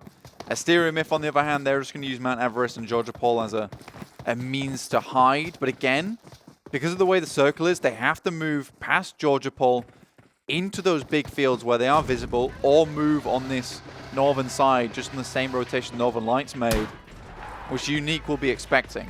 So Asterion Myth, they're boxed into some tough decisions to be sure, and that makes them even tougher. There's a heavy southwesterly shift actually to the Gatka Fields there, Blank. This is what you're talking about. You are big yoinker, yeah. If you don't drop there, you're going to go there anyway. No, it's a nice circle Gremlin play from you. No worries. That's what I do. Yeah. But Unique will have to leave the eastern side of Everest. They will opt to leave down the hills. We know how central they like to play. They might actually crash into Cream on those chopsticks. That might be the location they're aiming for. They are currently on that heading. It looks like they're just mounting up. We'll see if they're able to get it down. Kitsune very, very close. I think they do want to take it. See, they are right there, but Zuku has other ideas. Will they continue to push in? That's the question, because you've got No Rage right on their tail. So they need to hold down some sort of location. Oh, nades coming out. Those are nice. Yeah, and the sprays are good too. In comes Old Boy, does take damage from the nade. This is a really good spray from both No Rage as well as Cream Esports, but No Rage try and take a position, not realizing that there's a whole team down here. Yeah, there's a reason that Unique hadn't mounted up there, and now they're really looking in poor shape. The resist will start to come through for Unique. None of them have died just yet, but they are really on the ropes. Cream holding their position nicely. Back to back on the other end. Not taking this fight just yet. And over the top comes KUMA, just rotating through. Rogue, I believe, getting knocked as well, but there's still 4 members alive for Unique. In comes, Tabsy looks to crash straight into all 4. And he will go down for it. Old Boy has the DP. They will be able to get those reses off yet again. Billy still trying to keep them suppressed and will do a pretty good job, as well as Lutz bringing on through. Old Boy has to look for these reses now as the nades continue to barrage them. Haybell is just about as resilient as Superman. They take all the bullets there. Cream Esports, though, still very happy. Billy, from No Range, done really well to pin down Unique. And Unique currently, they're in a medical bay. And it's operated by specifically Old Boy. They are going to get up, though, and they are getting all res. So, fantastic that they've managed to all stay alive. It's somehow through the hail of grenades that's been sent their way. And they pick up a kill in the meantime as well onto Tabsy, who rolled on in. No Rage, they're on either side now of Unique's position. And Old Boy will get naded out by Lutz. And Yasha gets knocked as well. Huge damage coming through as Rogue gets taken out. And they are going to be eliminated. No Rage. Lutz pretty much single-handedly wiping the entire squad. They were low, but it's still no mean feat against a team like Unique. You see Lutz there goes in, just slurps up all the loot. He's like, yes, I did deserve all this. Billy, you may come in afterwards. Really well played to him.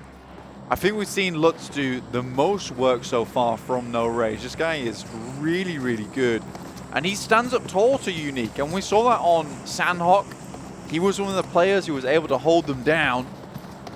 It's literally going Gatka Fields. I've told you that I am the Circle Gremlin. I decree where the circle will go. If you don't go there in the first place, that's it. That's where you have to have those circles now. A blinking enough of their shenanigans. I've had a blinking enough of their absolute malarkey, and now you shall experience my malarkey in the form of a Circle Gremlin in the fields. Okay? See who makes this rotation across the grain. As Bro pinned down a little bit. They are in the next circle, so they can hold out for just a little while. For now, anyway. Cream, 2 kills, holding down the chopsticks, made that evacuation now. Back to back. They're in a building just to that southwestern side of that previous location. So they are nicely done there, but Brothers Gang, they're starting to chime in. Smart. They're gonna want to put in a big performance as well. Yeah, smart from Cream Esports. They know that they are pretty much not going to have to leave this location for quite a while, so they shoot out the tires on the vehicle, and that's to pull the vehicle downwards so you can't actually see underneath it, which we have actually seen a lot of teams fall prey to before. Not to mention as well that Unique are now no longer in the game, which they will have noticed, and because of that, they know that the central location... We can take the central location, We can take the central location, yes. so they're now taking that mantle and trying to perform there. Cream do need to have some decent games. I mean, they are around that edge numbers that they need to be worried about potentially, but they still have a decent average, coming up around near 9 at the start of the day. I haven't calculated it for their current score, but they still have 4 more games to play as well. Yeah, I don't think KUMA have done too badly today, to be honest with you. They do take a knock here. Should be able to res their man back up again. Brothers Gang, nice position. We've seen them play fields before and actually win fields from the compound. We'll see if they can do that again. Romania team currently facing off against No Rage. And here we are on deck with NEX, who are fighting against FUTBOLIST. Tron takes a very dangerous fight there. That was a dangerous nade as well for Mello, but will escape it just about. Tron able to get the heal off as well. 4 players for both of these squads now. Zezzy is at risk in the compound. Deformia Meditari now down to just... Wait, none. Okay, they're down. And they are probably sealing their fate. They're eliminated in the 1-point bracket. Unfortunate for them. Zezzy hits hard, and he hits him hard. Andy is just outside. I don't think he knows. He's going to push out. He's right around the corner. Andy just easy pickings for him. Waits for him to stop moving. But Andy now at risk as well. Solke is going to go down, and they trade 2 for 1. Tron looking to confirm the kill from up top. Will be able to get it, but he is going to fall. By the way, Andy's still live and kicking. Finally able to get finished out by Lovazin. Last remaining player alive. Well, certainly on their feet. And Slobs, the same position now. They're still looking to go for the res. They do know where it is. They are confirming it, but they are way behind on the tempo. Looks for the wide peak. Goes on to Zezzy. Will get the second knock. Will not go down. And Lovazin goes out wide to spray for the UMP, but the drop shot is in. It's perfectly executed. And that is going to be NEX getting eliminated. They're close enough to the top of the table, though, that it might not matter. Actually, really strong pre-fires there from Slobos. You can see why that team is so far towards the top. Pyrenik just getting very intimate with the blue there, but we'll get back up again. Magic trying to open that out. Open up some more points for them as well. The zone does pop. Again, just zoning more towards those fields. Putting that pressure on to leave those compounds, especially for DreamEaters and back-to-back over on that eastern side, as well as Romania team and No Rage over on the north. Magic controlling that rotation, and Northern Lights, they get demolished. And now there's just one US still trying to make that rotation. The back wheel goes out, and that's going to make them even slower, even easier to hit. Somehow they get away with it. No. They've still got Pyrenik as well earlier on. Yeah, they've got healing up very near the blue. Will get pushed in imminently. Magic maybe looking to rotate away, so giving him a little bit of an opening to try and play with. Asterion Myth remaining relatively untouched on the northwestern side. They haven't really had any challenge since they took up position on that on the foothills of Everest. Asterion Myth realized that they were in a pretty tough spot there, so they come down over the bridge of Georgia Ball. I think this is the best they can do, and now they're just looking to take a position to come in. Here's Asterion Myth on your screen right now, looking to crash into the Brothers Gang. Poser, with so much confidence here, gets out, tries to go for the spray, forces Unskill back as well. Will be able to hold the corner for now, goes for the challenge, but Unskill wins it out. Another knock as well over onto Asterion Myth players. Lunatic trying to protect his teammate here, but the Brothers Gang as well taking heavy casualties. Going back and forth, and really at the moment, no one in the lead particularly. Prolord is up as Simon goes for the push. Will get taken down. Prolord still live and kicking. Lunatic inside, but fakes on it. Goes out wide, able to get one knock. Confirms one. Looking to confirm a second onto Prolord, but Lunatic comes in for the fight. And it's fakes on it to claim it, but they get taken down as well. And everyone goes down. A complete wipe for both of these squads. As Asterion Myth and Brothers Gang fall to each other's blades. Not the best thing to happen, but at least both teams get around about 3 to 4 points here. No Rage sees Summy. Looks to put the work on him, but Summy drops the floor pretty quickly there. And then gets back, right back up again. Last player for No Rage, so he can't treat his life too riskily there. Magic is still going, but back-to-back might see to that they are no longer there. Finally, they've had a uncontested Pachinki landing. And with it, they're now moving into the final circles, which is a nice turn up for them. But they're getting shredded from the sidelines. Christo might find it tricky to move on in across this gap, but somehow he manages to make it. Ubika in that hut opens the door to the side. Will get peppered and isn't going to take the opportunity to break out wide. waits for those reloads, and we'll be able to flush around the side. KUMA Esports, they moved into this middle of the circle a long time ago, and they invested a lot of resources, including vehicles, to hold down that position. I told you that they could hold it for a while. I never said forever, and now they do have to move over to the eastern side of the circle. Northern Lights, Pyrenik is behind them. Back-to-back does now go down. They are out.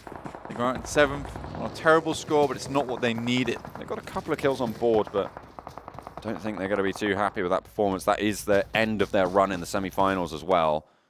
So they will have locked in their score with them going down there. FUTBOLIST as well, looking to put up their 12th game here. They're on a really decent kill count. Cream doing a lot of work, as you said, holding down a really nice position. Northern Lights with their solo snake at the moment. Pyrenik, probably the best opportunity for him is here. You can see he's only running with a single weapon on his back. That's the M4, no backpack. Just going with that level 2 helmet, level 2 vest. Trying to maintain the lowest profile he can. Romania team rotating right in front of him. But Cream going to be shooting him on out as they try and make these moves. Here's your boy Packer. This guy is in... Oh, no. Okay. Romania team eliminated down in 6th. I was about to hype my guy up. My guy was like, I'm good, man. I'm about to head out. Oh dear. No rage from the north side. Will be starting to snake it on in. Pyrenik still going, trying to move in to use Cream for his protection, but they might try and push a little bit further in. That edge of the circle, very difficult to operate around.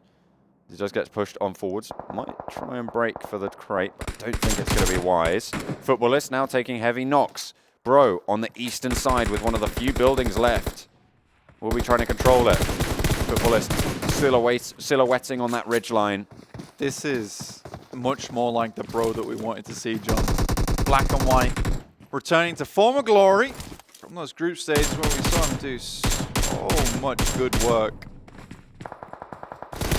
They've still got 4 more games after this one to play. Pyrenik now chiming in. They're going to take one down. No kills for his team just yet. Will land a little bit of damage onto Pocus, but Kalos looks to step up as well. Sit back down. Pyrenik with some decent sprays so far. He's wasting a lot of ammo. He doesn't have a backpack, remember. So he won't have too much to be playing with. Oh, he goes out wide. Will get spotted out. Yeah, okay.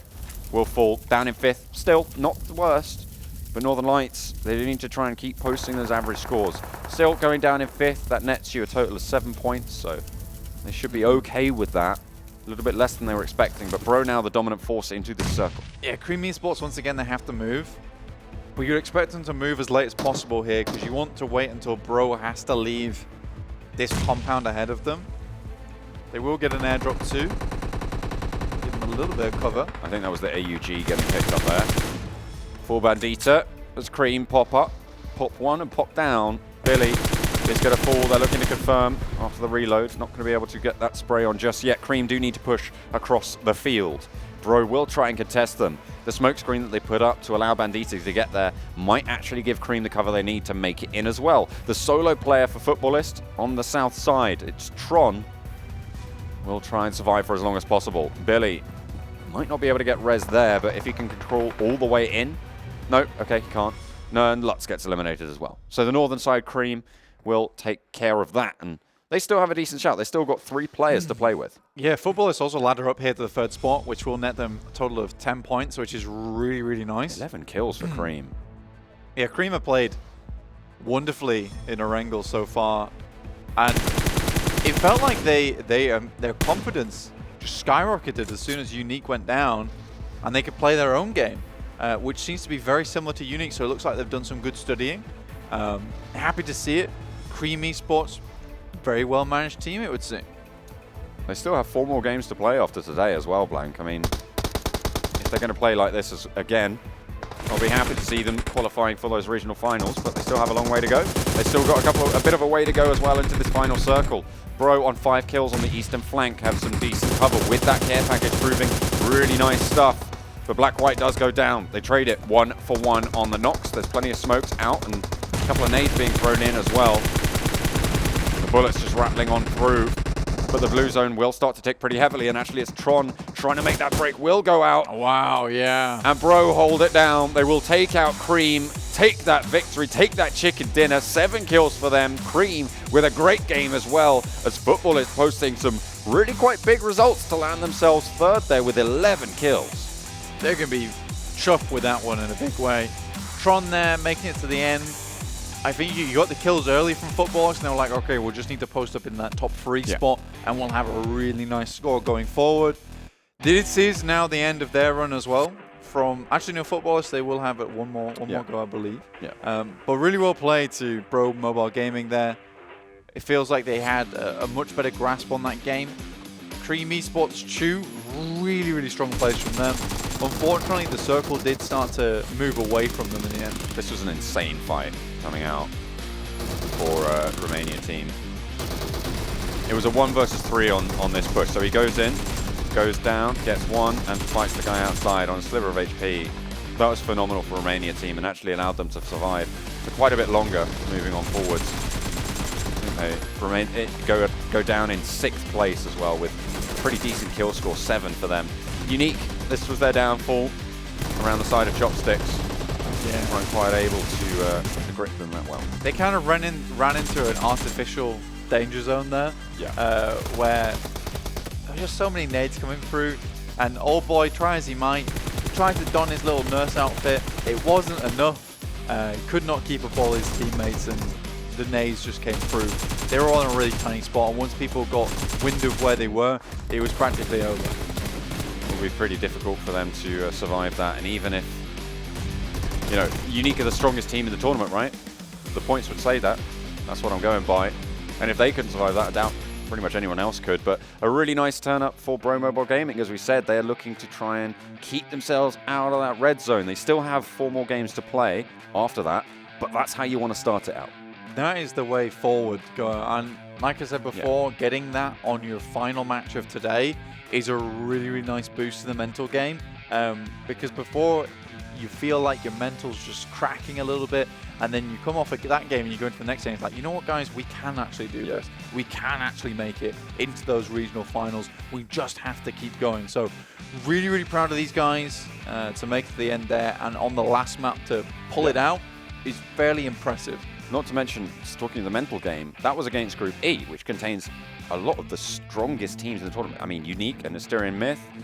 You've got NEX coming into there as well. So tomorrow they're going to be playing against Group F, which means that they're potentially a little bit lower down on those teams to still be going on. But still, some stiff competition, don't get me wrong, but you're not going against those top-level teams. And we saw that what that did for Cream in that final game. Yeah. That gave them the confidence to do incredible stuff. Completely new, right? Exactly. They took that central position that Unique are so commonly occupying once Unique were gone, and they did really, really great things with it. So maybe, you know, that's going to contribute to Bro's run as well. It might do. It might do. Without Team Unique in the mix, that's like you said, John, it's when things start to shake up a little bit, because it's like swimming around it in a pool, and you're worried about the piranhas and getting your way through here.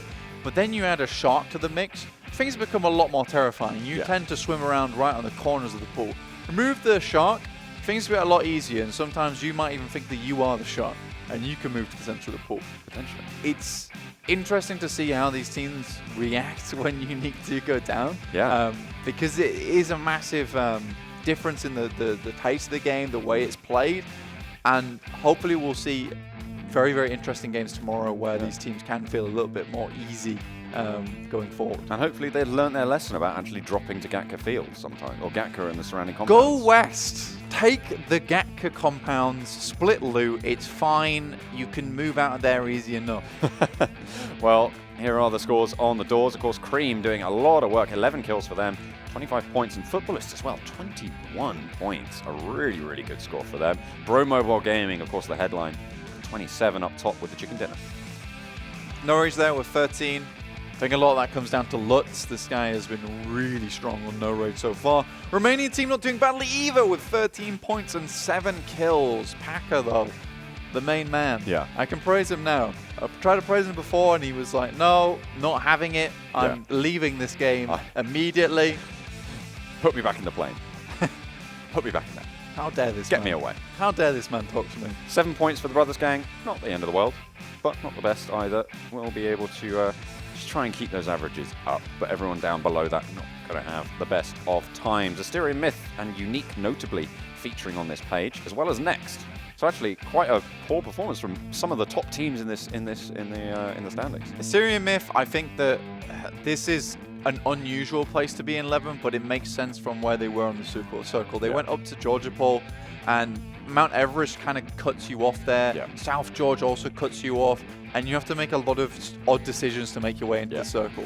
Let's go over to the total scores. Of course, a lot of these teams now locked in. Most of these teams from Group E, 6 of them will feature on your screens at the moment. Team Unique, No Rage, Next, Asterion Myth, Magic, and Brothers Gang all up there. Brothers Gang almost on that 10-point average, so I'm pretty confident in saying that actually most of these guys are confirmed to look forward to a decent scoreline after tomorrow in terms of being okay for the next phase. They are over that 9-point average, which was really the main thing to look at. Yeah, because Team Hope and Samoga, they can only go up now. Brothers Gang, I think with 10 points average is really strong for them.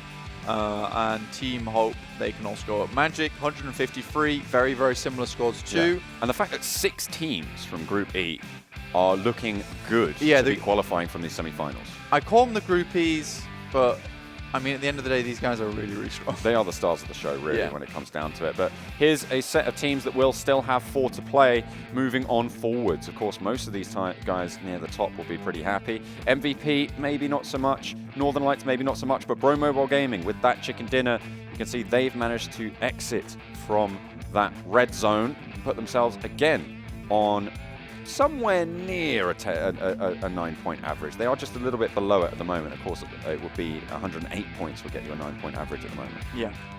Back-to-back there, 88. They are confirmed to go out now in 17th place. They have no more games to play. Bit Ice, they still have...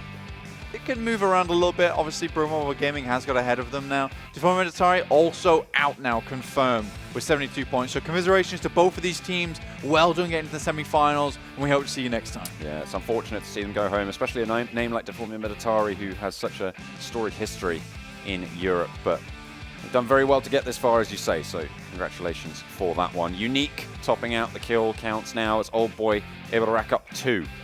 And put himself online with Morteza. But there's still 4 more games for Morteza to play, so there's definitely opportunity to go up there, as well as Matic as well from Team Hope.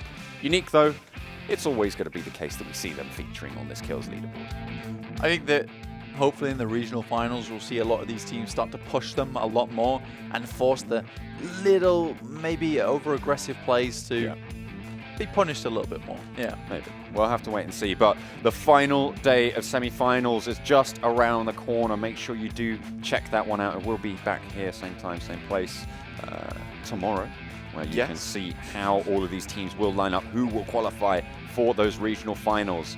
But for now, that's going to be it from us. We're going to be pretty happy to see a couple of these teams do very, very well today. We're going to go and drop Split Loot Gatka Fields. You guys go and do whatever you want. Probably don't drop on Gatka Fields, because that's where we're going now. But for now, that is going to be it from us. Thank you so much for tuning in. Make sure you do stick around for tomorrow's action, because I'm really excited. I hope you are too. But goodbye and good night.